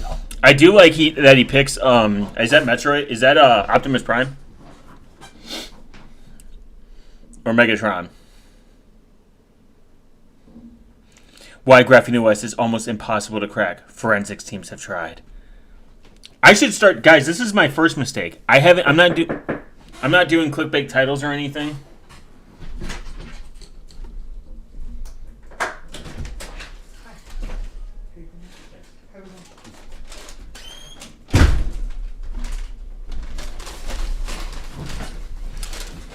Honestly, I think your pool of Monero keeps you afloat. I have no Monero. I'm broke. All I'm saying is that I've gotten like 1 Monero donation, though. Thank you. Appreciate it. Whoever did it.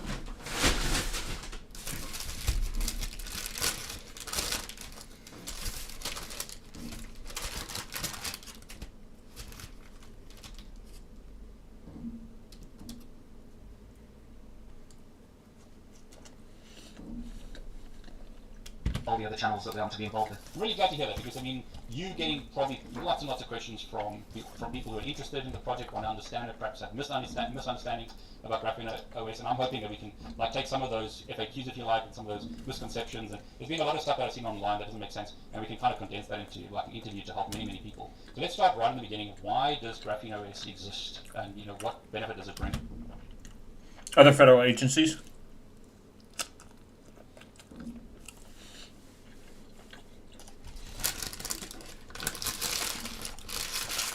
Trust fund babies? Graphene OS is the leading AOSP-based private and secure mobile operating system with a major focus on both functionality and usability. What is, you mentioned this term, what is AOSP? AOSP is the Android open source project. Now, it is primarily helmed by Google, but involves lots of major third parties and major industries in it. But that is the open source project that all Android derivatives are based upon. That includes both Pixel OS, One UI, Oxygen OS, etc. I'm glad you mentioned that. So there's different flavors of this, and graphene is an example of that. Is that correct? Did you say? Yeah, basically the way that you can view most Android operating systems with whoever they come from, whichever OEM. Each OEM provides their own distribution of Android. If you think of Android like Linux, the desktop Linux distributions, Android is the underpinning, just like the Linux kernel is, and then all the derivatives, like you've got Fedora, Arch, etc. are premium. With graphene, I'm just No, wait.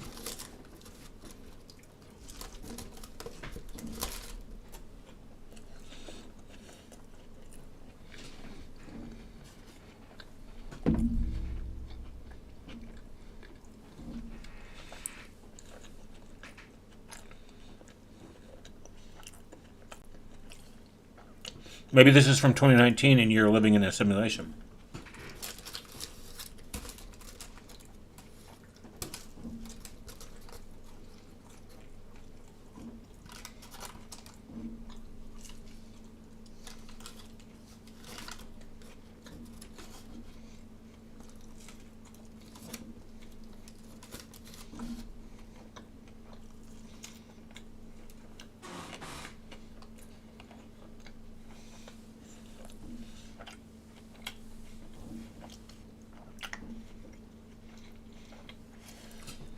This is kind of a shitty clickbait.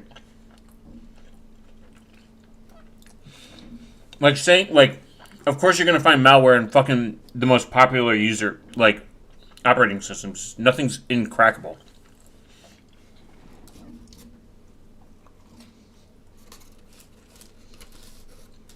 Even finding malware is a good thing. It means it's being found. It's not being hidden.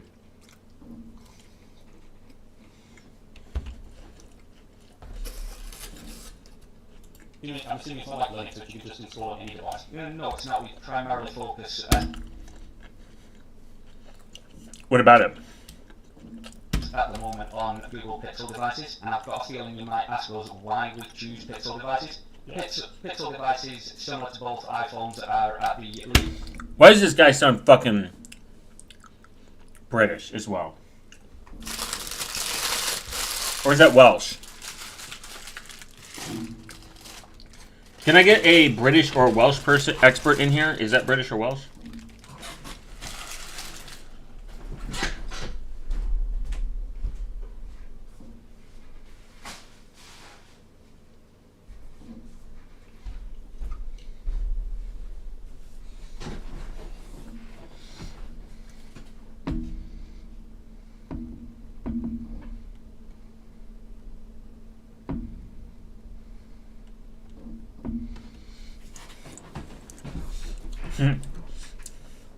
I don't know. British people just look like that.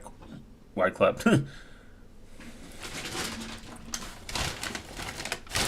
This is an interesting interview.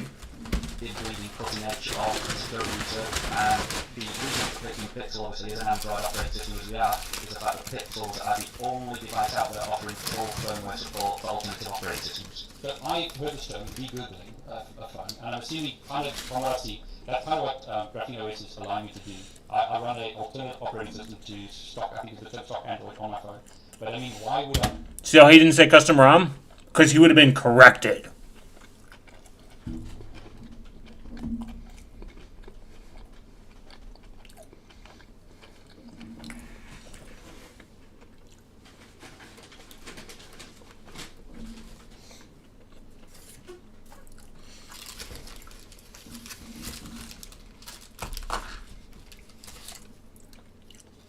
That's right, David Bombel. It's not a custom ROM.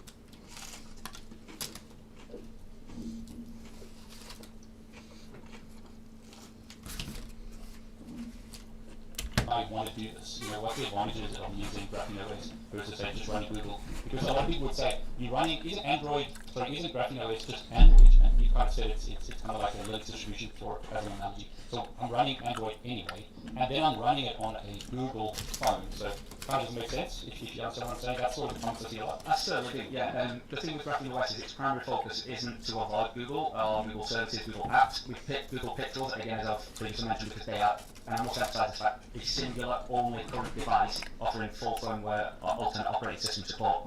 This allows us to maintain the operating system's integrity using things like verified boot when we lock the bootloaders. It's what enables us to run our hardware attestation system through the auditor. I need to know, is he British?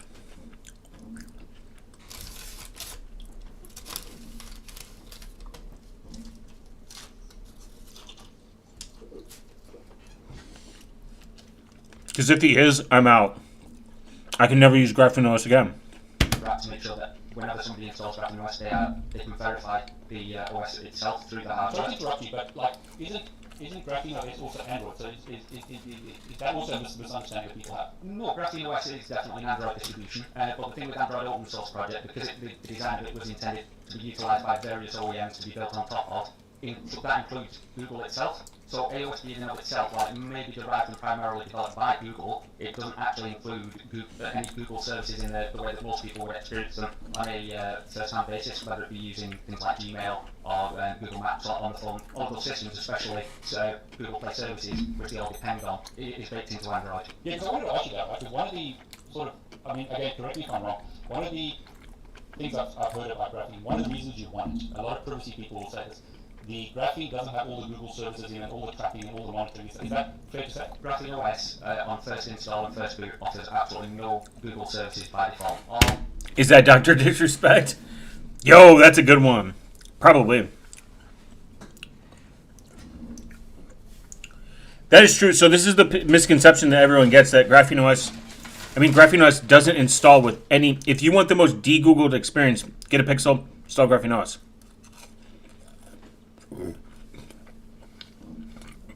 Easy thing to understand. Easiest thing to understand. They give you choice.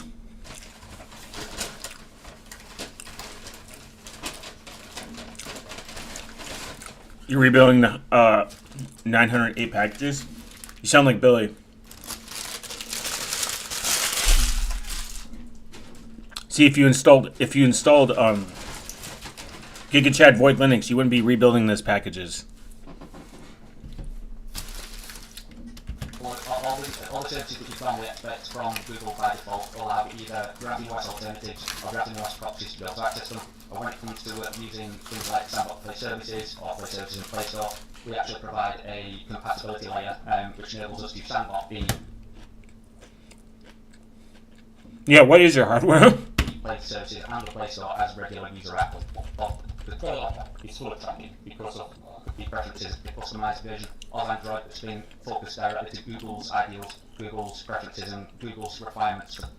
this thing, however, is sort of tracking because it's running the Google. It's running like, I'm using the word stock Android, even though it's not technically correct, but it's running like the default Android version, for lack of a better term, in that all the Google tracking's on there. Is that correct? So what you guys are doing is just stripping all of that up. That is correct, yeah. The thing with just using the Samsung device that you happen to provide that, not only is on a Samsung device it could be considered slightly worse, on a Google Pixel, obviously you've got all of Google's apps. As soon as you boot your phone, you've got some pre-installed app. All of these apps and the Google Play Services and the Google Play Store are all baked into the system, so they have high-level privileges. They're also not subject to the standard permission model that most user apps are, which is where the sandboxing comes in. As a standard user app, they are sandboxed within their own user space, having access to only certain limited information, certain data. But not only that, but you're able to restrict what that app can and cannot do with various permissions provided by the OS itself.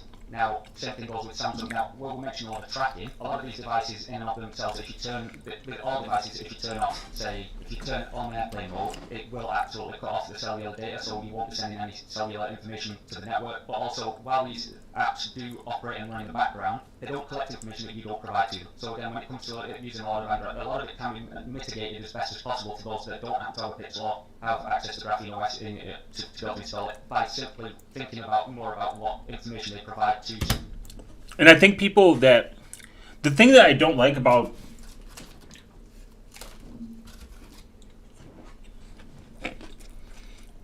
the thing I don't like about the privacy space is people come with very extreme, bold, schizophrenic, Grinder.com.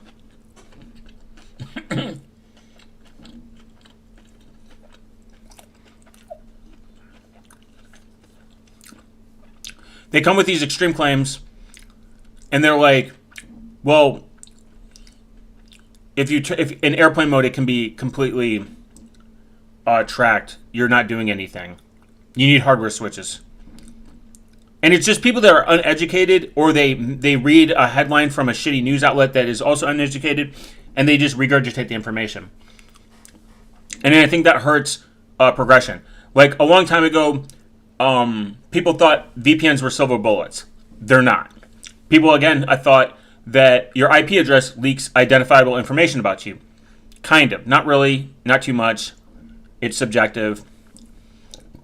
Like someone knowing your IP address's main server that's getting picked could be like 17 cities away. Does it give some form of information? I mean, the thing you always have to ask, not complaining.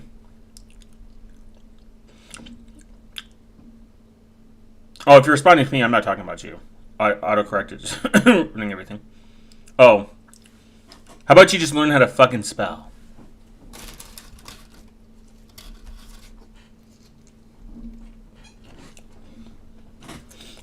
Autocorrect can track you.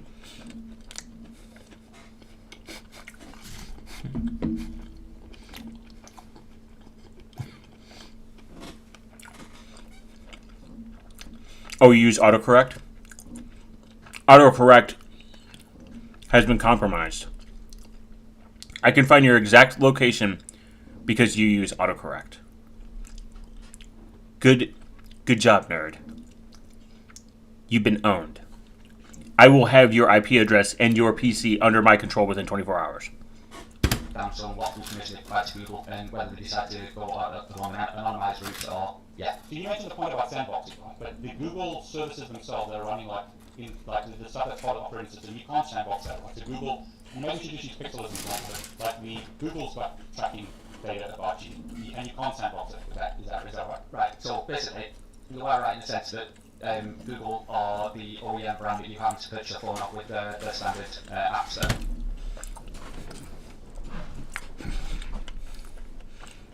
Oh, I didn't just disable RNG in my CPU. I ate it. Nice try, nerd. Built into the devices and come prepackaged, which are baked into the system also with high-level privileges. If you all the information that you provide to them and those apps, and the way that you use your phone, whether it be through Wi-Fi access points and things like that you store on the device, Google and whether it be Samsung on theirs or whether it be Nothing Phone, etc. I need captions for these fucking British people. Any of those apps that have access to that data will be able to exfiltrate the data and use permissions for, such as location, whether that's network location, for example, where they can take the Wi-Fi access points and the Bluetooth speakers that have to be in the local vicinity to help make the navigation a bit more accurate should be using location services. However, one thing I would like to determine with yourself is if we can kind of boil down to what we actually would like to define as tracking from these companies. Yes, I mean that's a difficult one, right? Yeah, because I think people also use tracking incorrectly. Like, what are they? I mean, I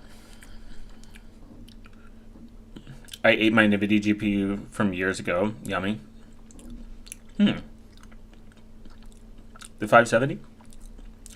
The 3070? I mean, when you think about... So, this is where, like, fingerprinting kind of gets, like, interesting.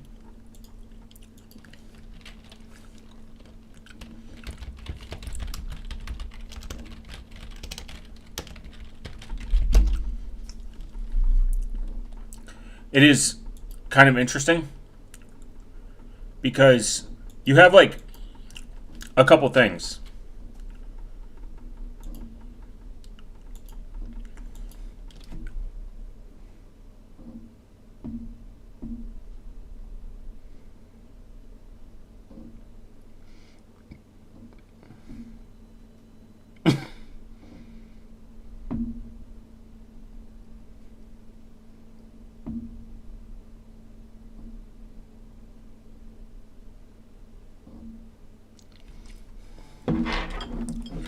And I think this is important to understand because for all my schizoids, my schizophrenic people,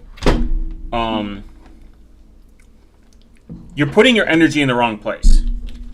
The first thing is like when you think about what is tracking, every device has an identifier.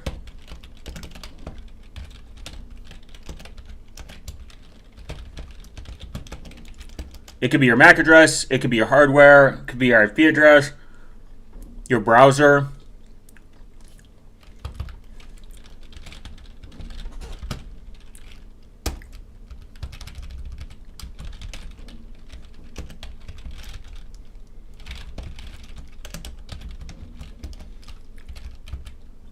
And there's proactive ways you could hide this identifiers, but the problem is you can remove some of the you can remove some of those identifiers like a VPN. You could do MAC randomization.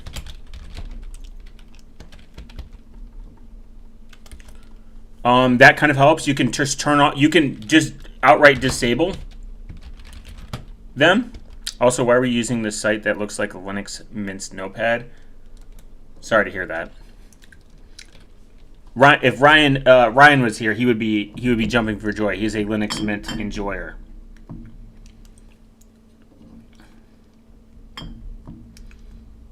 So these identifiers, you can use unique dbus IDs and unique IDs in Linux. Yeah.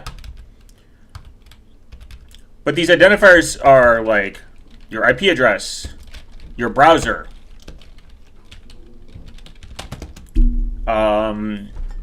your Bluetooth, your phone model, your browsing habits, what you give consent to. I mean, the list goes on and on and on and on. Everything makes you unique. From the time you drive to the place you take a shit, what you give access, what you don't give access. There are some mitigations, like a VPN hides your IP address, MAC randomization, disabling things that you don't need, like disabling Wi-Fi, changing your dbus ID and your unique ID. I'm going to kind of like refer to phones mainly because more people probably have phones than laptops at this point. But yeah, same thing. Like your laptop can identify you. The issue is this is what happens. People take this information and then they look for extensions, or I would say silver bullets. They look for extensions or silver bullets.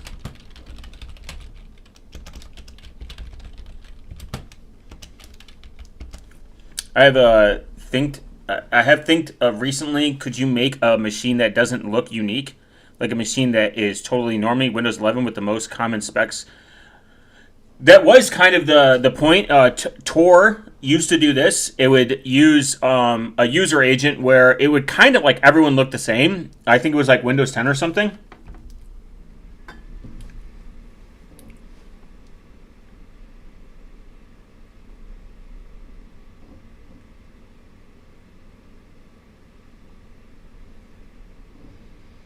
But they said it's not, people don't care about it or something. But the thing is, when you add all these extensions that are trying to make you look like normie, everyone has, again, different browser habits. I mean, this is esoteric, but the way I type, if I do that enough, it is an identifier. It becomes an identifier. I forget what it's called.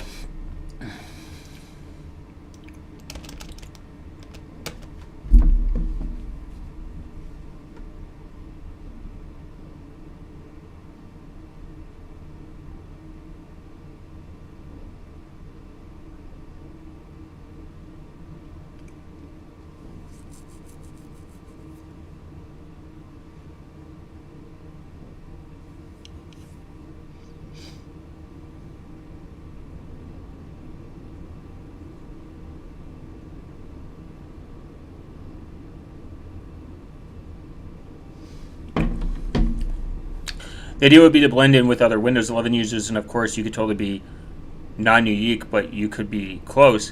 Yeah, like you don't have to be completely like identical because it's going to be harder to tell when everyone's doing like micro transactionally different types of things. Like not everyone can look the same, but when you have like I've also seen this very meme approaching to fingerprinting that being having a totally unique fingerprint that changes constantly. I think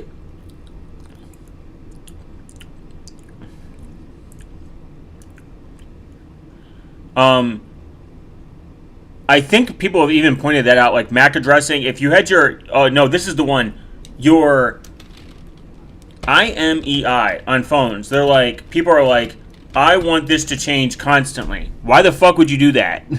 You're gonna look super strange.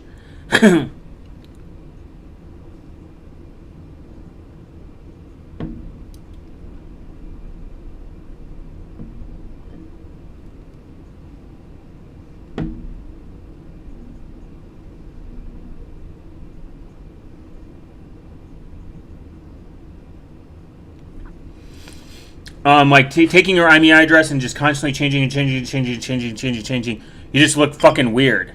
Like they're like, that looks unique. We see a constant IMEI address changing with these other identifiers. We're gonna investigate this.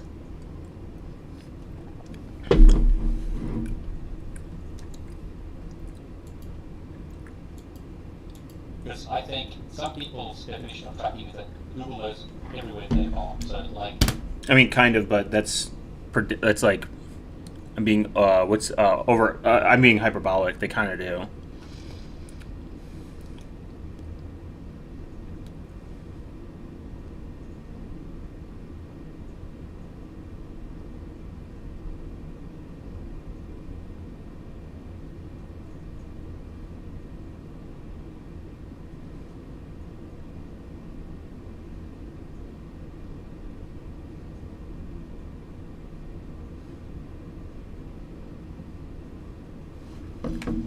There is the one person who has shitty fingerprints from 1999. Let's track that person. Yeah, for real. I actually tried that approach once. They gave me Netscape and Mosaic fingerprints. What are you, 50? I mean, we had this example in the UK, just for our like, international audience. We had this example, I think it was up in Scotland, where Oh god, not an ad. Especially about fucking spices. Ja, det känns ju onödigt att så mycket går bort i avgifter. Men självklart vill jag behålla mer av de pengarna. Guys, is this German? Ja, ni vet att ni får 25% rabatt på fondförvaltningsavgiften hos Rebbe. I can't tell. Kan ni även aktier då? Ja, men självklart har vi det. Har ni sparkonto också? Ja, med bra ränta. someone murdered a farmer out in the middle of nowhere, and then the police were able to determine that it was him because they got the tracking data of the Land Rover that he was driving, even though he burned the Land Rover. So I think people's perception of tracking would be firstly location. Google knows everything about where I am. And then like they have a lot of personal data. I think it was Google shouldn't like be data about you. The narrow definition. But yeah, you're right in what Tracking could be where you are, but like, I think it's more about data about you as an individual. How do you know, Billy? Are you Swedish?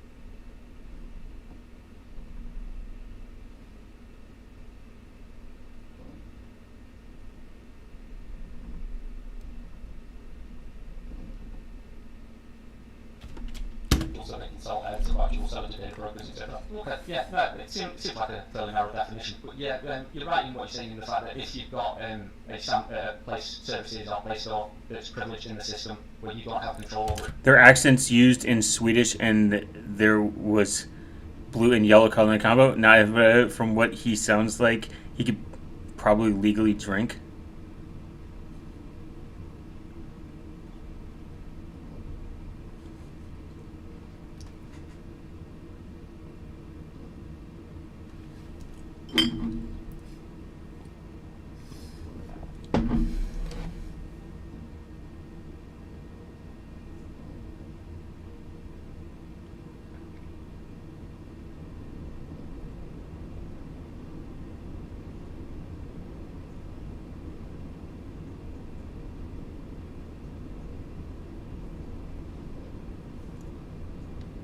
permission level. If you choose to log into a Google account and navigate using Google Maps and using it on a regular basis, then yes, of course, that Google are going to be able to gather that information about you. And the problem with the fact that Damn. the service.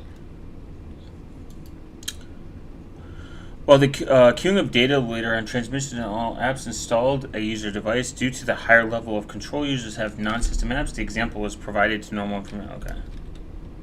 Themselves baked into the system. You don't have any control over that data, how it's used, and the fact that if, for whatever reason, you decide to turn cellular off and keep Wi-Fi off, the problem with the system privilege being given to Play Store and Play Services is that the data can always be catalogued, ready for transmission at a later date or a later time when connection is then re-established with the network. So the difference with Graphene OS, bringing it back to the operating system that we have and the compatibility layer and the sandboxing that we offer for Play Store and Play Services, is even if you're using that, because the way we don't provide any hardware identifiers to user apps, and we don't use any Google services by default. All network location for navigation is disabled by default. Nothing is used for Google. Everything is routed through the operating system APIs itself directly to use just GPS, which is a receive-only protocol. So even by using just GPS, nothing actually gets transmitted to any services that you don't automatically take control of with what you install and what permissions you actually grant each app as you install it. Because I mean, there's this famous case, and you can correct me if I'm wrong, but there's this case with Facebook, right? If you installed Facebook on your phone,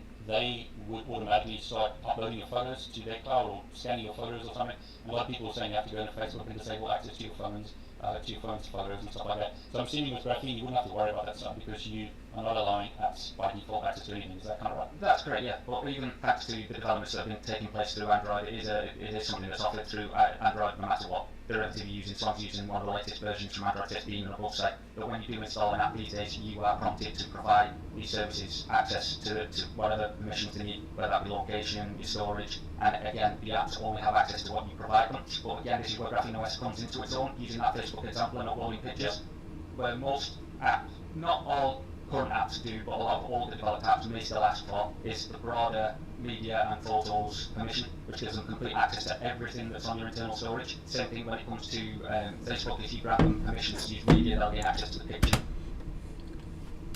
that are on your internal storage, and the information that obviously Facebook creates and all in its entirety is into. Graphene OS storage scope, a privacy feature that acts as a granular alternative to granting apps broad file access. It restricts apps only to see files they have created while still allowing users to explicitly grant access. I think that this is also like people don't kind of like understand this as well is if a device has to kind of be compromised, like have some vulnerability for it to override these kind of policies.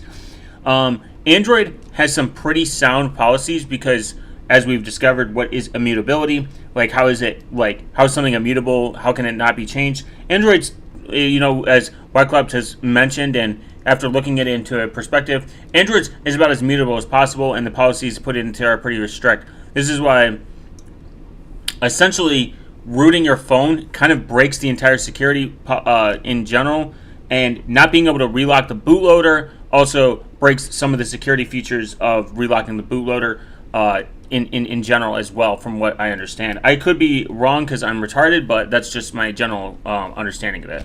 As the Apple might expect it, you can actually limit it to specific folders, you can limit it to specific files, you can withdraw those files at any time, so it won't have access to it. You can use a similar thing if people have concerns over WhatsApp and sharing contacts, for example. We have the contact scopes feature, which allows you to be exactly the same. You can grant specific access to specific contacts that you might use on a specific app to those, but while doing this, the app, they have auto timeouts that you can set various degrees for people that are looking for. You have to optimize it to different times. That's just being a per connection optimization. We offer per connection map randomization, and we flush the DHCP per connection, so that as far as any Wi-Fi access point that sees you trying to connect at different times, both what's been off and on, it believes that you're a separate and brand new device. It can't actually pinpoint your devices as being a specific one. It can track through a particular location. So I love that example of Bluetooth because I think that's a concern a lot of people have. Like, what's tracking? I mean, I think tracking means different things to different people, but like the example of going around in a store and they are tracking me. And I mean, a lot of people have concerns, right? Because they can. I thought for a second he was the hated one. This was the hated one video because of the font.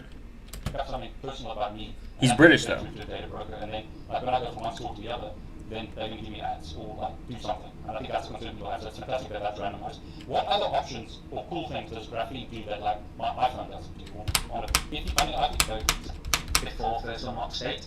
Now, before first unlock state means that the This is actually interesting how the before unlock state and then after unlock state works. For people that don't understand or know, it's a really cool feature.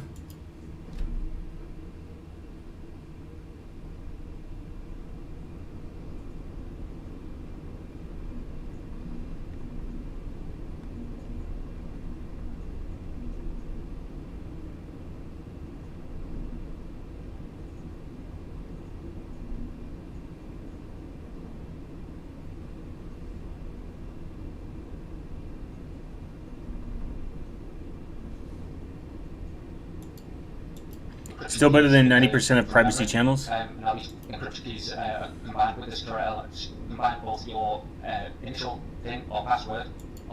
Oh, the hated one? I think the hated one is good. I think he has some...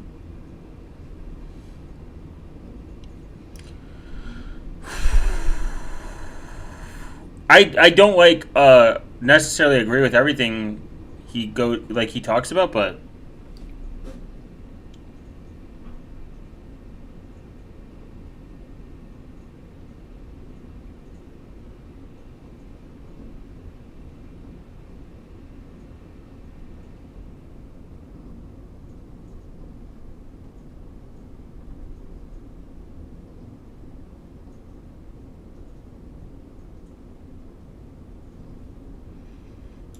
alongside the secure element to derive a encryption key that allows access to your phone. Our auto reboot function gives you the option of rebooting the phone if it's unused from a minimum of 10 minutes up to a maximum of 72 hours. Now myself personally, I have it set for 8 hours, which if you think to yourself it's a time period where more often than not you don't have a direct line of sight to your phone, because ideally we all get 8 hours sleep a night, so you don't necessarily have eyes on your phone, but by the time you wake up, your phone's back in before first unlock state.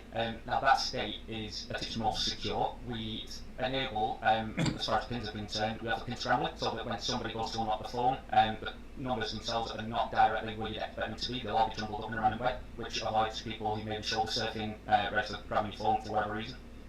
We also offer a two-factor fingerprint unlock method, which enables you to have a really robust random passphrase with multiple words that you only have to input once as you do your before first unlock, as you're doing the unlock when you first power your phone up. And then as you move after that, it enables you to have, once you've unlocked what you think, have a weaker 4-digit, say, second factor PIN. So all of them combined then with the benefit of using pixel phones, which a lot of people obviously, as you mentioned, ask about, is the fact that they have the Titan M2, and combined with the Weaver API, enables us to throttle the amount of attempts that people can get. So by the time somebody's tried to brute force their way through all of those methods, it makes it so that without quantum computing, trying to reduce the amount of time taken, and the fact that the phone's only going to allow you to access your data in an enormous amount of time, then it makes it completely impractical for somebody to try and break into your device. I'm glad you got into this, because I think a lot of people, from what I see, like this book from Michael Battle, they look at it from a privacy point of view. But Graphene's also very... Honestly, if we had a privacy channel that shared the opinion of Graphene OS or Medanian, it would probably get canceled in less than a month. Shared the opinions. I don't necessarily agree with that. I have some thoughts on... So I have some thoughts on people saying they get blacklisted on their content and they get shadow banned because they speak ill of Google. So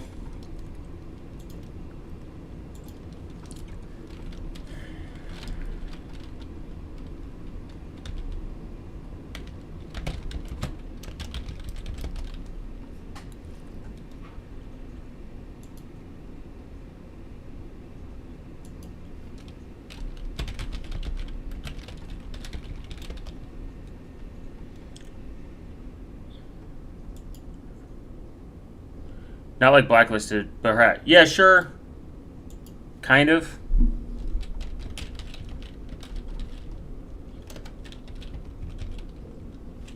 The problem is, the only thing I don't like about the hated one is he thinks he's blacklisted. I mean, I don't think these numbers are real with the money.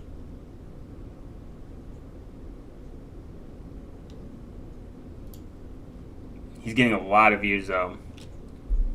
I mean, Menta Allah gets a lot of views.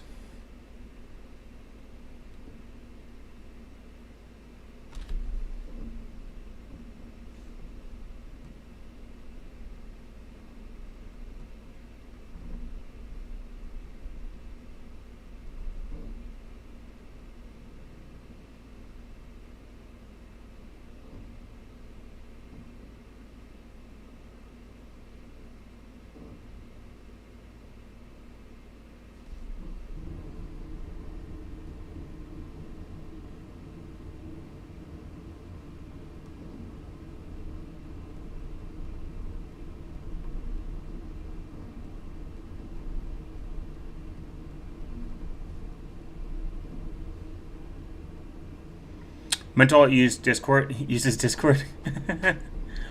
For real? I didn't know he used Discord. That'd be funny.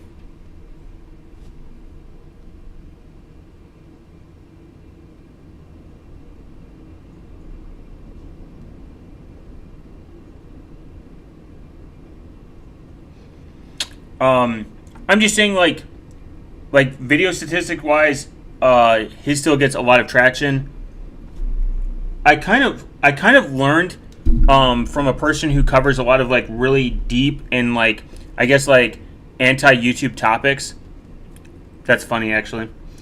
Anti-YouTube topics, and they get a ton of traction and make it all comes down to a few things. What are you talking about? Are people interested in it? What more do you have to say? Privacy is like a scale. There's no profiler, probably to stay anonymous. In a recent video, he was in a Discord chat. Oh, okay. The voice chat. That'd be kind of funny. I didn't see that. But if you don't have things that people find interesting, or if you are on YouTube and you're telling people to go to private alternatives, what do you think is going to happen? If you're telling people to use ad blockers, what do you think is going to happen? If people don't find it interesting, what do you think is going to happen? I mean, this is just the reality of it. Because in YouTube's goal is to have retention, pay you ad money. The longer the retention is, maybe he gets good retention, but in the long term, people probably listen to his opinions. Why would I go on YouTube? I'm going to go somewhere else. Why would I not run an ad blocker? I fucking hate ads.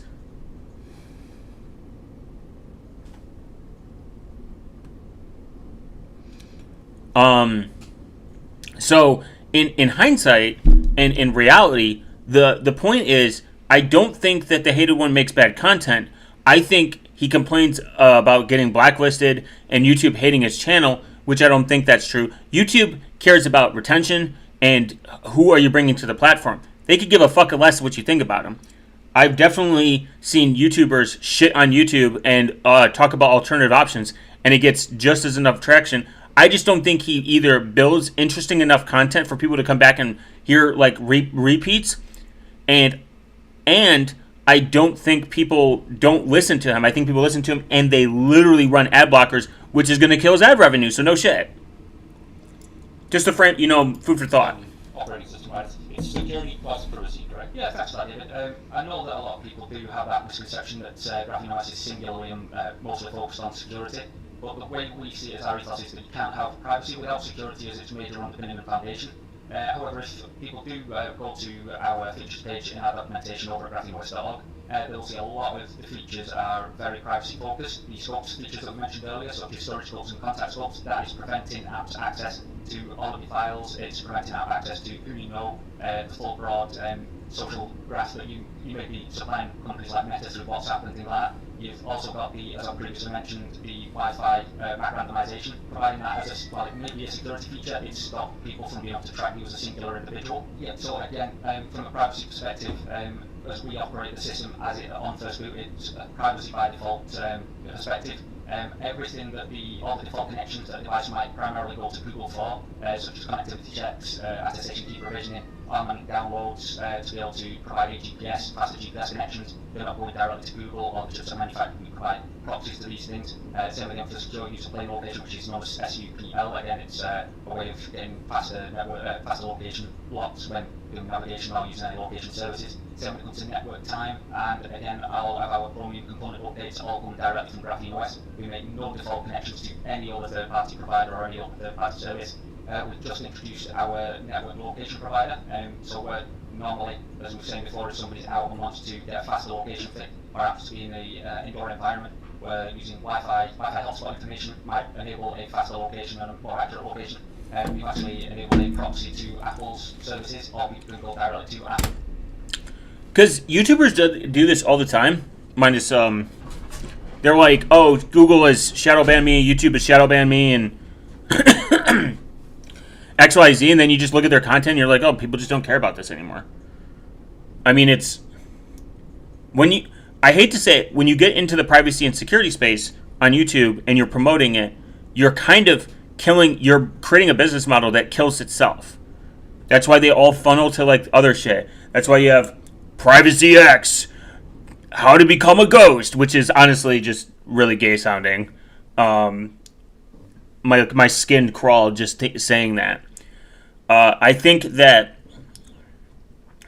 in a full transparent mode, that like I do the live streams because I can be more transparent and I don't have to really think about like video work. And this is just like my thought process. But I get ideas from doing the live streams. And the live streams are generally not as... The live streams are good because if I did want to monetize at some point in the future, they're kind of like a double-edged sword. So I could get monetized doing the live stream with super chats XYZ, and then when the video plays, I could get monetization from that. It's double dipping. The same thing with shorts. Shorts, you can get monetization and traction. I mean, YouTube is a business at Privacy X, aka Slipknot wants to be renamed Casper. But the thing is, like, I know I've talked to other YouTubers that are in the privacy space. They tell me like, oh yeah, it's really good right now. I'm making like good money. It's definitely possible. They just need to understand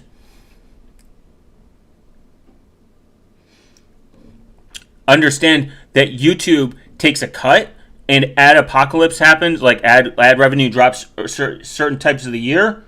And on top of it, if you are promoting people to run an ad blocker, you're going to get what you pay for. You're going to get hurt. So you need to create other revenue streams where you add value. People need to see the value, especially if they're spending money on you. I don't think the hated one has no value.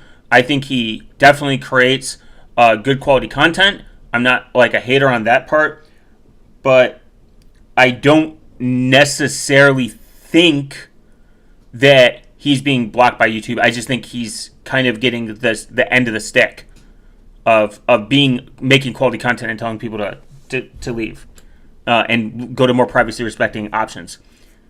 I mean, that's just my view. That's just my view of YouTube. I've looked into like how YouTube works and like how it pays, and like I've talked to other YouTubers that get paid, and like it's a scale. Every ad per click is completely different. Like I run an ad blocker, so half the time I'm not giving any money to YouTubers. You know, for some reason, uBlock Origin and Tor doesn't fucking like me.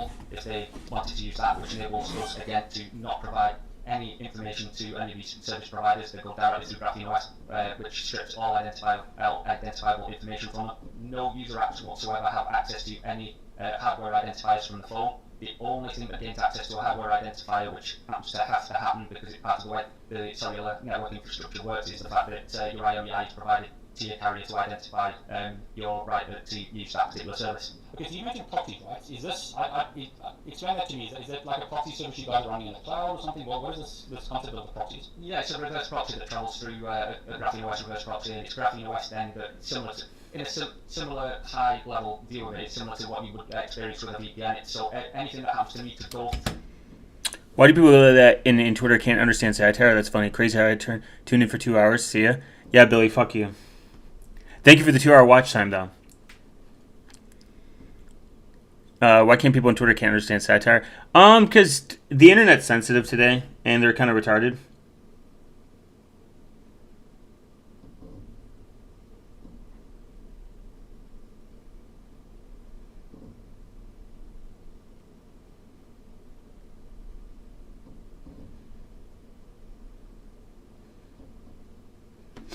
through to another provider having trouble through Graphene OS's service. All they see is the connection to the Graphene OS server, the Graphene OS server making that connection on their behalf. Their servers run Gentoo. I think their servers run Arch, if I'm correct.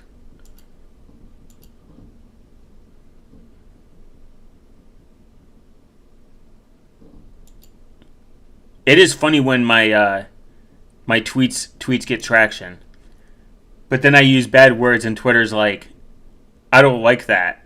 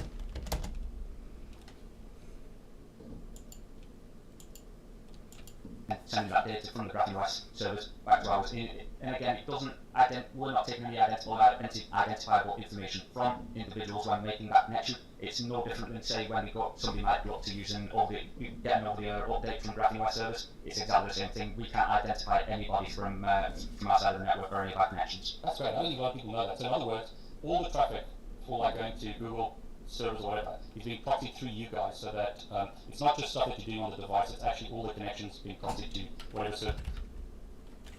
Another ad, god damn it! Electric driving with a class of Japanese craftsmanship.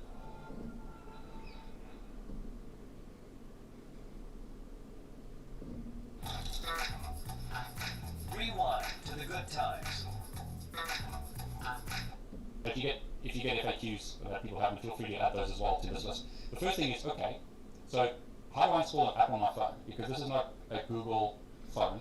How do I get like Facebook on my phone or like various apps? And then I'll come back in a moment to banking apps, because I think that's a concern a lot of people have. But firstly, how do I get apps on my phone? So yeah, the most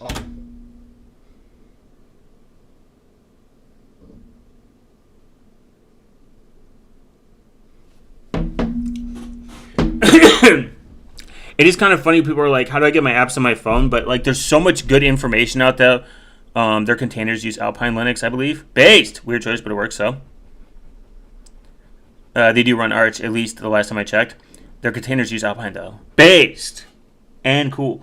Yeah, I mean they probably have their reasoning. I will say that it is more funny. What was I gonna say?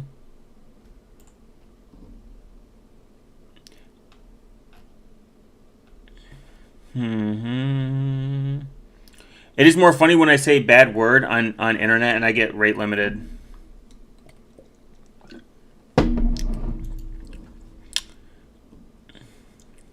Not FBI is unemployed, so he can stream till 12 and get away with it. Damn. Unemployed vibes. Oh, but the app thing. So it's kind of funny because like people are like, how do I get apps to work on Graphene OS? I've never had an issue with an app. And then if you're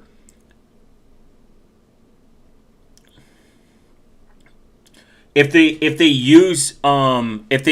their banking app is like that big, just install it as a progressive web app if you can.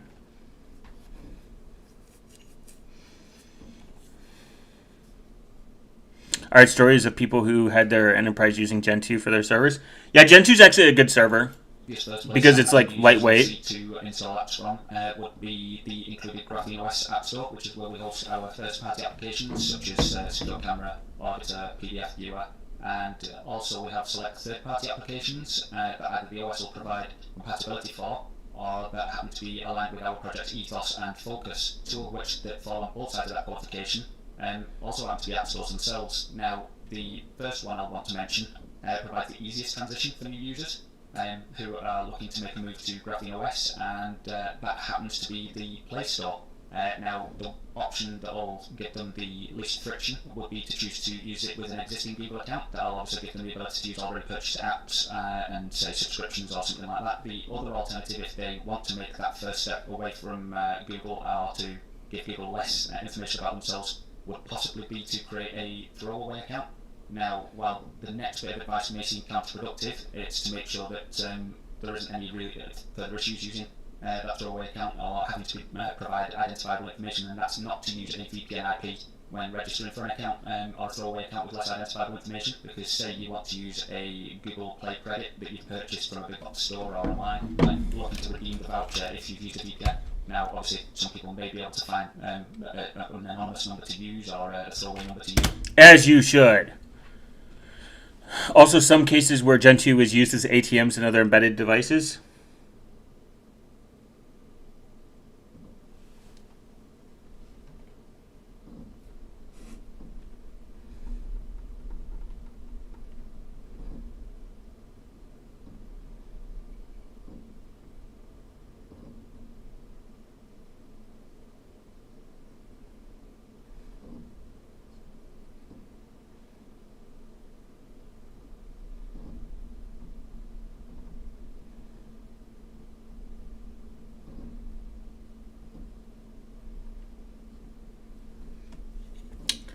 I wonder. Imagine you open up your ATM and it like freezes when you're trying to pull out money because it's compiling. Well, again, it's just adding that extra layer of friction. So if we can find with, as I mentioned, there are apps. Yeah, Crescent's kind of cool. In it, Cape's on a Crescent now, but Cape looks like a federal honeypot. I'm good. And what focus apps, so whether it's as we progress to apps. But from not just accent but various sources, and that again leads me on to the next suggestion. Am I saying it right? Is it a Crescent or is this just a British? It's an open source app. Obtainium's cool. I like Obtainium.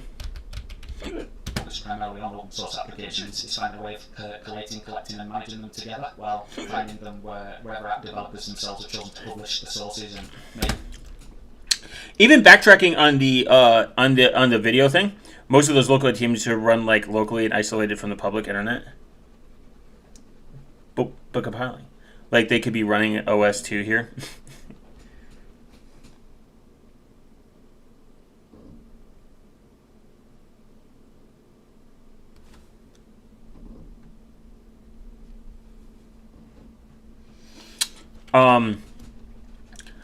Some of my more popular long I guess like videos that get the most traction and the longest watch time and usage is definitely like my Graphene OS updates, because people like to they just like to listen to things instead of like reading it themselves and getting input and then they move on. In general, that gets like me the most viewership and traction, and I could just switch to that, like just security update news, but that's just like kind of boring and gay. I do like doing it though, like to a certain degree, because I like reading about like very new Graphene OS updates and just like what they're doing different. I like, and that's why I'm on the alpha channel, because I like to test out like stuff before it gets released to the public, even though that's probably not the best idea in perspective. Builds available, so take GitHub and GitLab as a couple of examples. You say GitHub? Now everybody about it, you're kind of a old gen because you've been doing this privacy stuff since 2021.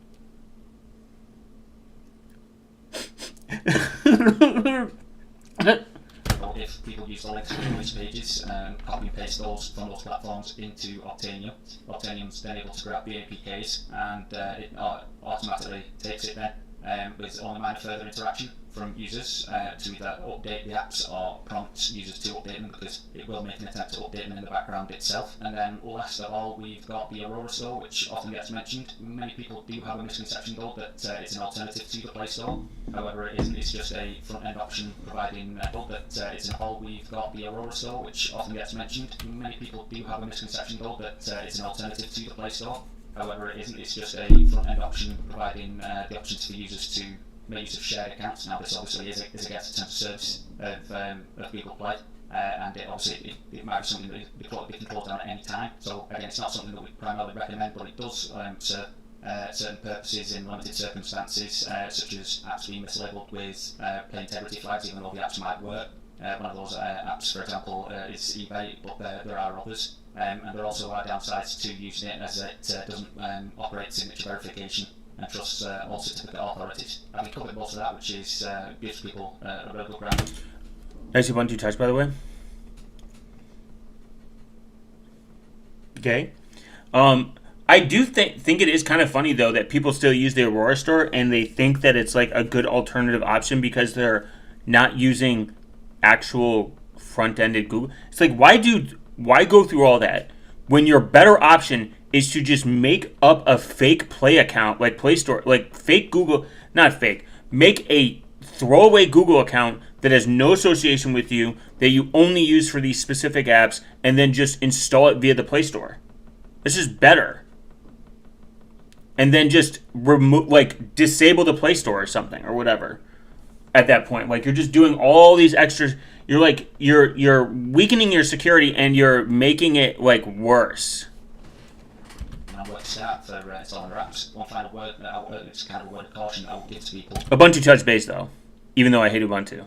Is, well, at least the first two sources have integrated security and/or privacy built into the apps themselves as app sources. The one thing I will say is apps coming from either them or any of the other options that I've mentioned, or even other apps from other sources themselves, none of it actually makes them or guarantees that they are safe or secure. I will agree that they don't use Graphene OS, but they could just do Obtainium, which would be far better than the Aurora Store. That's easy to figure out, and then even on top of it, it's again better just if you're not using Graphene OS and you just make a dummy Google Play Store and disable. You can disable it. There's a lot of apps you can still disable and still be efficient. I know they're not using Graphene OS, but they could still make mountains of better decision making than using the Aurora Store. It's kind of just silly. Or just don't install the Google Play service and then just do this. Install the pure APK. You might as well be doing the same thing. Yeah, App Verify. App Verify is great. In and of themselves, the latter two that I mentioned also rely. But you're better off just getting the pure APK and then making sure that the app is verified.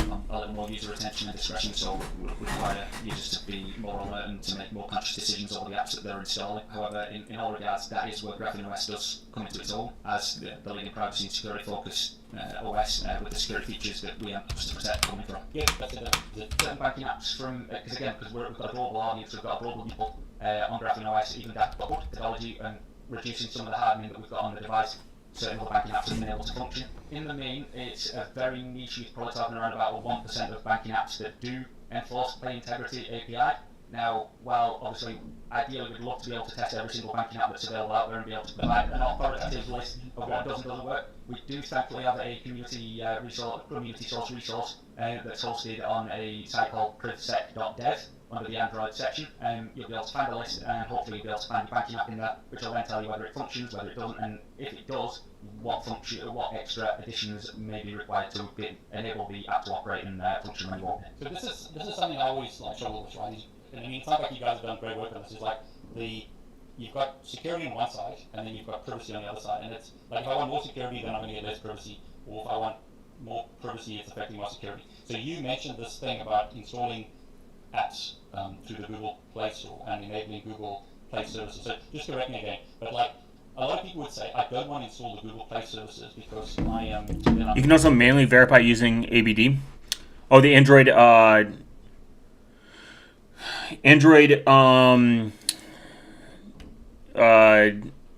dick blocker or something.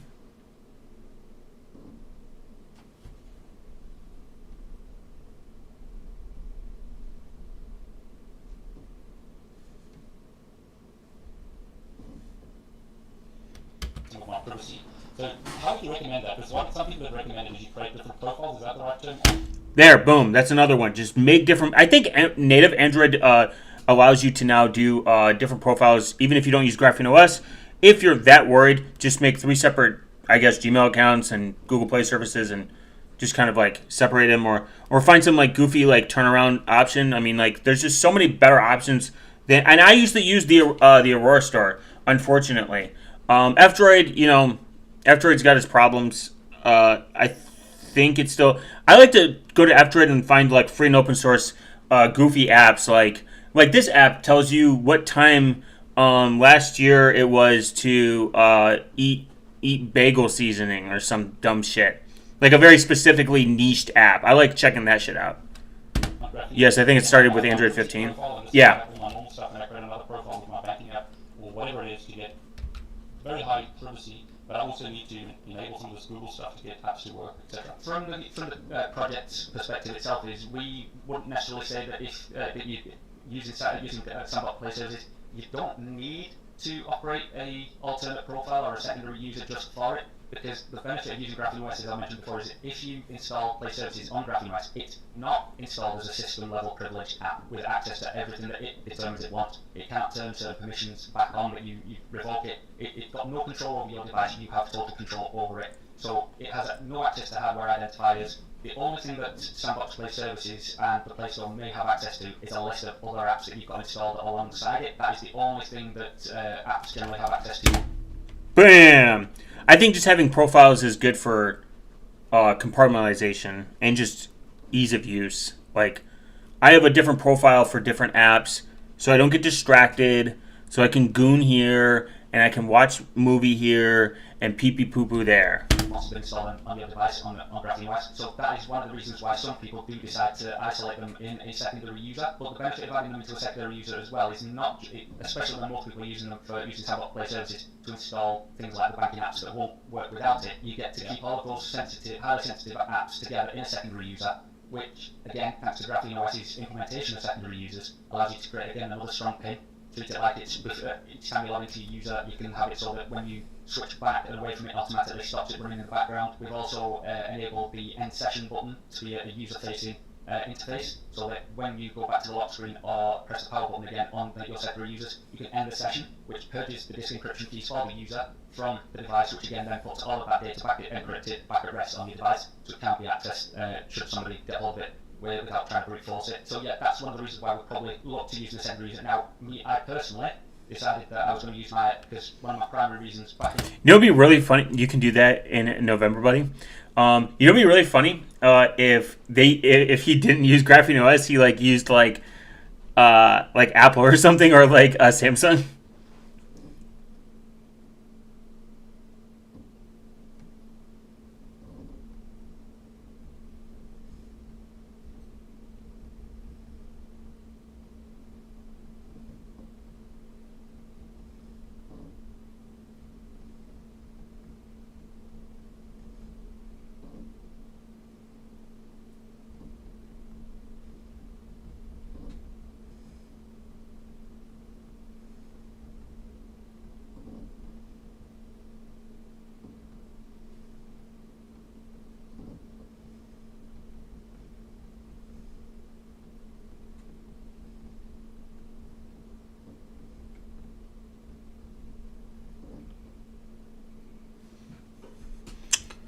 Old show me with Lineage OS. That'd be even more funny. The day back when Pixel 3 was first introduced, which was when my first introduction to Graphene OS took place. The major reason that I decided to go from a major flagship at the time to a lower end Pixel 3, as it was then, was to reduce the amount of screen time I had, reduce my reliance on the device. So I decided to just singularly focus on essential day-to-day apps that rest in my own profile. And then obviously, as I moved to my secondary user, which is Gameplay, I can gain access to all of the major apps that come. Gooning apps!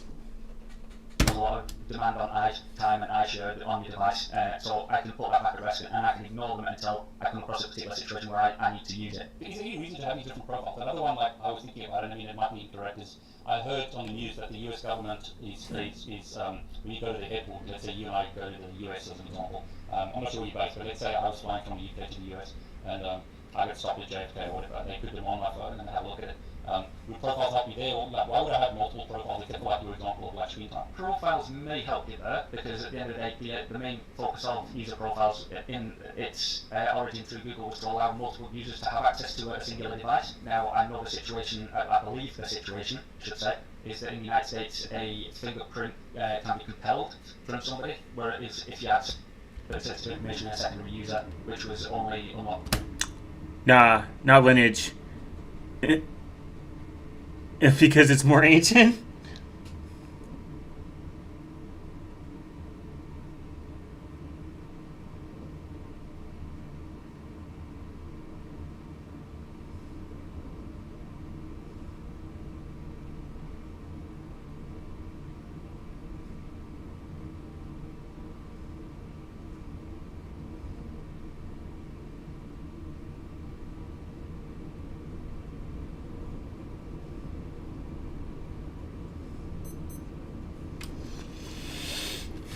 Actually, what's that one OS that runs on flip phones now? It's like Kai OS or something? Nexus 6P with Copperhead OS? No. What is that Nokia?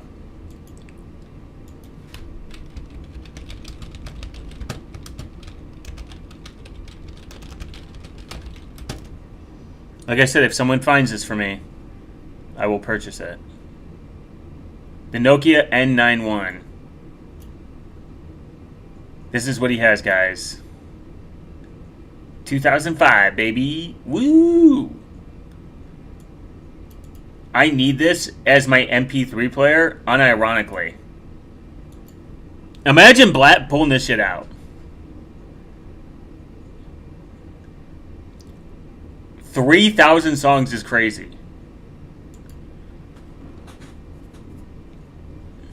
Mobile Phone Museum. It's a crazy website. This is what he had. This is my main phone, guys. Actually, I'm not. From now on, I'm recording all my videos on this phone.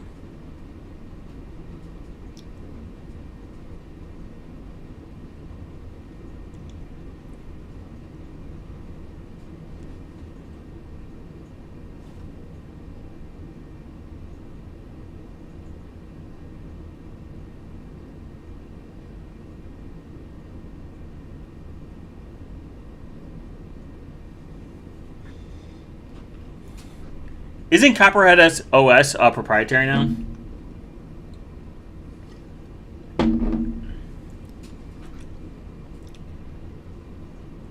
I want to see this. The full catalog.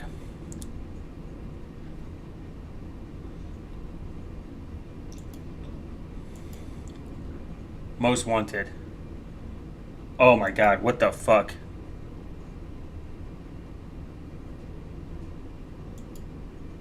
Sponsored by Vodafone.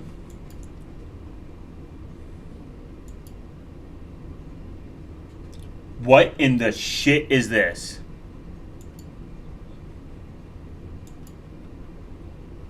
Oh my god.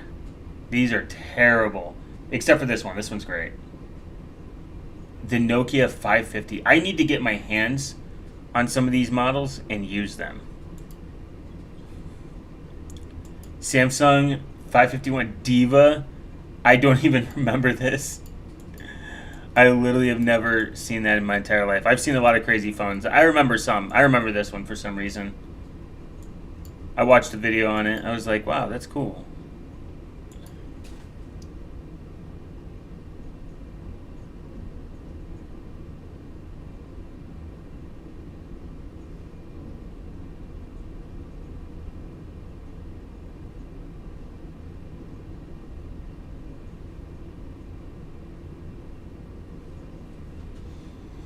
Yo. Girl pop. Girly things. Yo. 2007, baby.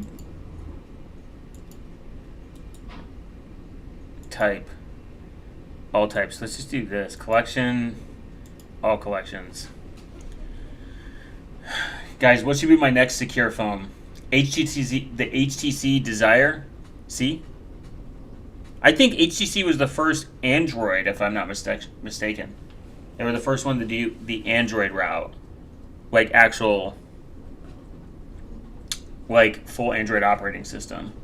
The Vodafone Magic in the U.S. at least. This could be different. This could be different in a different countries were ahead of us in technology because we were too busy fighting a war in Afghanistan, bombing other countries. You know. The fuck is that? Some of these I would like rock still to this day, but some of them just like this is. You know what? Why did people give BlackBerry so much love? Like people are like, I always hear from boomers they're like BlackBerries were uncrackable. For some insane reason, they said their messaging services was encrypted and you could hide. It's God. It's just so fucking insanely cringe. I don't even think that was possible. I think they used a form of encryption, but like probably leaked tons of metadata. We'd have to like discuss. We'd have to go down that rabbit hole itself. But I want to get my hands on the Nokia. What the fuck? 95. That is ugly as shit. First phones. The first Samsung Beam. The Galaxy Beam was the world's first commercially available projector smartphone. Oh my god. I forgot that was a thing. That was revolutionary. And no one gave a shit. Back in 2012, when you should have been buying Bitcoin, people were buying the Beam. That's crazy. I think that is realistic. You should have been buying Bitcoin, brother. Was that right? Was the HTC the first Android? No? Not going to tell us?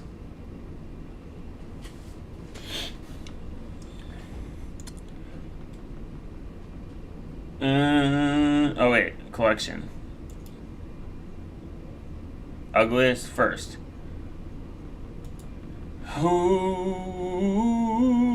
Oh shit.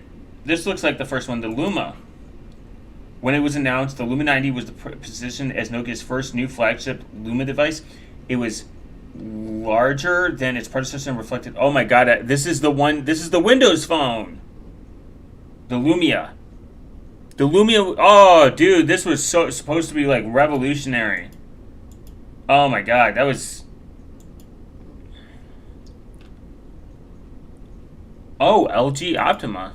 The LG Optimus 3D was the world's first phone to ship with two rear cameras, both of which 5 megapixel sensors. It was known as the LG Thrill G when sold via AT&T in the US market. The device offered glasses, 3D viewing. I remember this. I thought HTC was the first one to do this.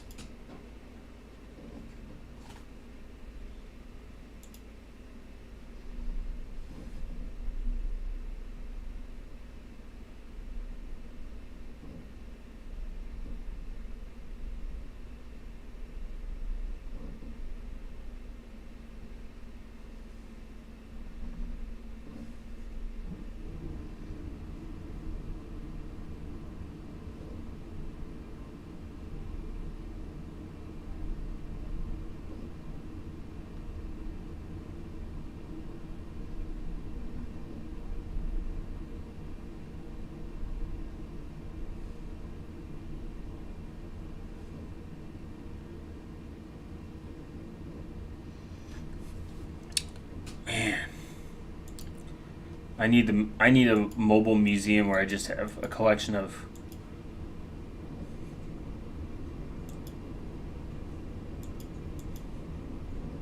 Okay. Was the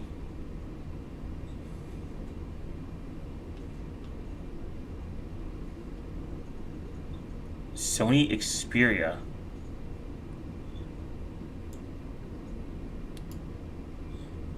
I think this was it.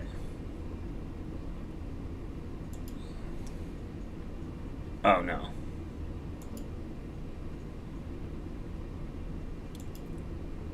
Phones and movies. I think it was the Evo.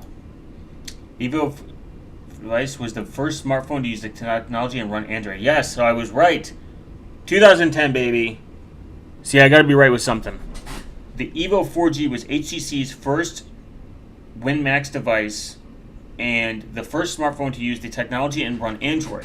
The Samsung Mondi had been announced a few months earlier, but it was connected PDA and mobile internet device mid running the Windows Mobile 6.1. The Evo 3G was designed to use on the Sprint's WinMax network and took external styling from the HTC HD2 and included a CDM radio for voice calls, dual mobile mode, WiMax. Oh, is it? Why am I saying WinMax? It's WiMax.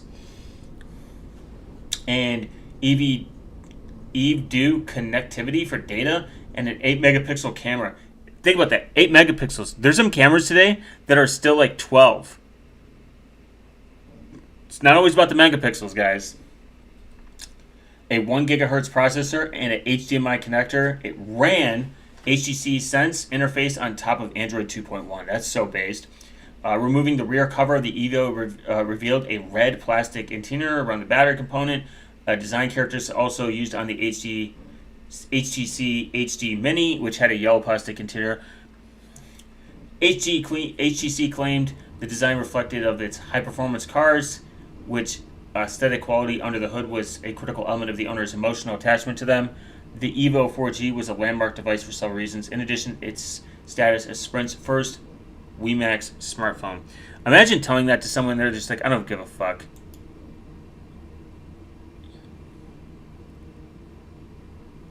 This is so cool. Buttons, guys, when they were cool.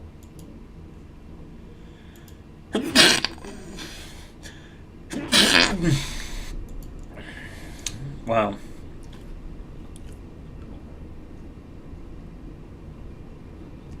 The Virgin Mobile, this is probably the first thing to do TV. The Lobster 700 TV phone was announced by the Virgin Mobile Network in the UK September 2006. It supported digital audio broadcasting DAB technology with content provided by BT Wholesale's mobile broadcasting entertainment service. BT Mobile enabled to run this 85% of the UK population to watch TV and listen to radio on the phone. Wow. Based, actually. Very cool. Please comment through. You'd want to make sure that your device was in a before first unlock mode and already set to require a PIN anyway. And obviously, it would the ideal situation making use of our two-factor authentication for using fingerprint and pins and having a really strong initial passphrase. That would be for our advice, the best protection for that particular situation. So why would I do a second profile then? Is it just is it like, it's not like from what I thought about previously, what you explained, that's incorrect to understand. It's like you put the Google Play services in a separate profile, and then it means that it's more secure, gives you better privacy. But that's not really true. So why would I have a second profile then, or 3 or 4 profiles? Okay, here's another example. If you're using, as I do in my owner profile, for example, I don't use any Sandbox Play services. So any apps requiring notifications would operate either separate individual WebSockets to maintain the notification connection to a server, or using a service such as Unified Push to make use of. Unified Push based?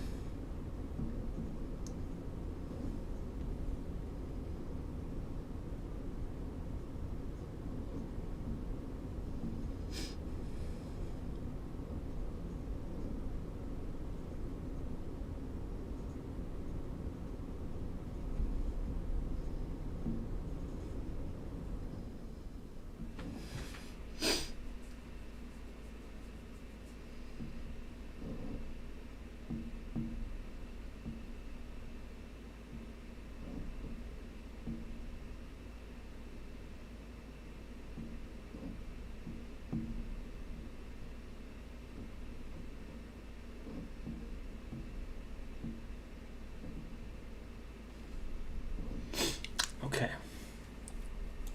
Set notifications, which obviously you then have an basically increasing the battery load because you're using Firebase Cloud Messaging, which is the underpinning notification service for Play services. You then have Unified Push on top of that and WebSockets, and all of them keeping connections open or opening connections for notifications would be the biggest drain that you've got on your battery life. By moving certain apps into a secondary user and preventing background usage for those, then obviously you're not getting the dual uptake on your battery. That's one benefit that you could have by. No more ads. Alright, guys. I have streamed for 3 hours. I'm based now. I will see y'all in the next video where We will discuss more things, look at more stuff. Make sure that you argue in the comments, so YouTube keeps me relevant. That's how it comes out to be. And make sure to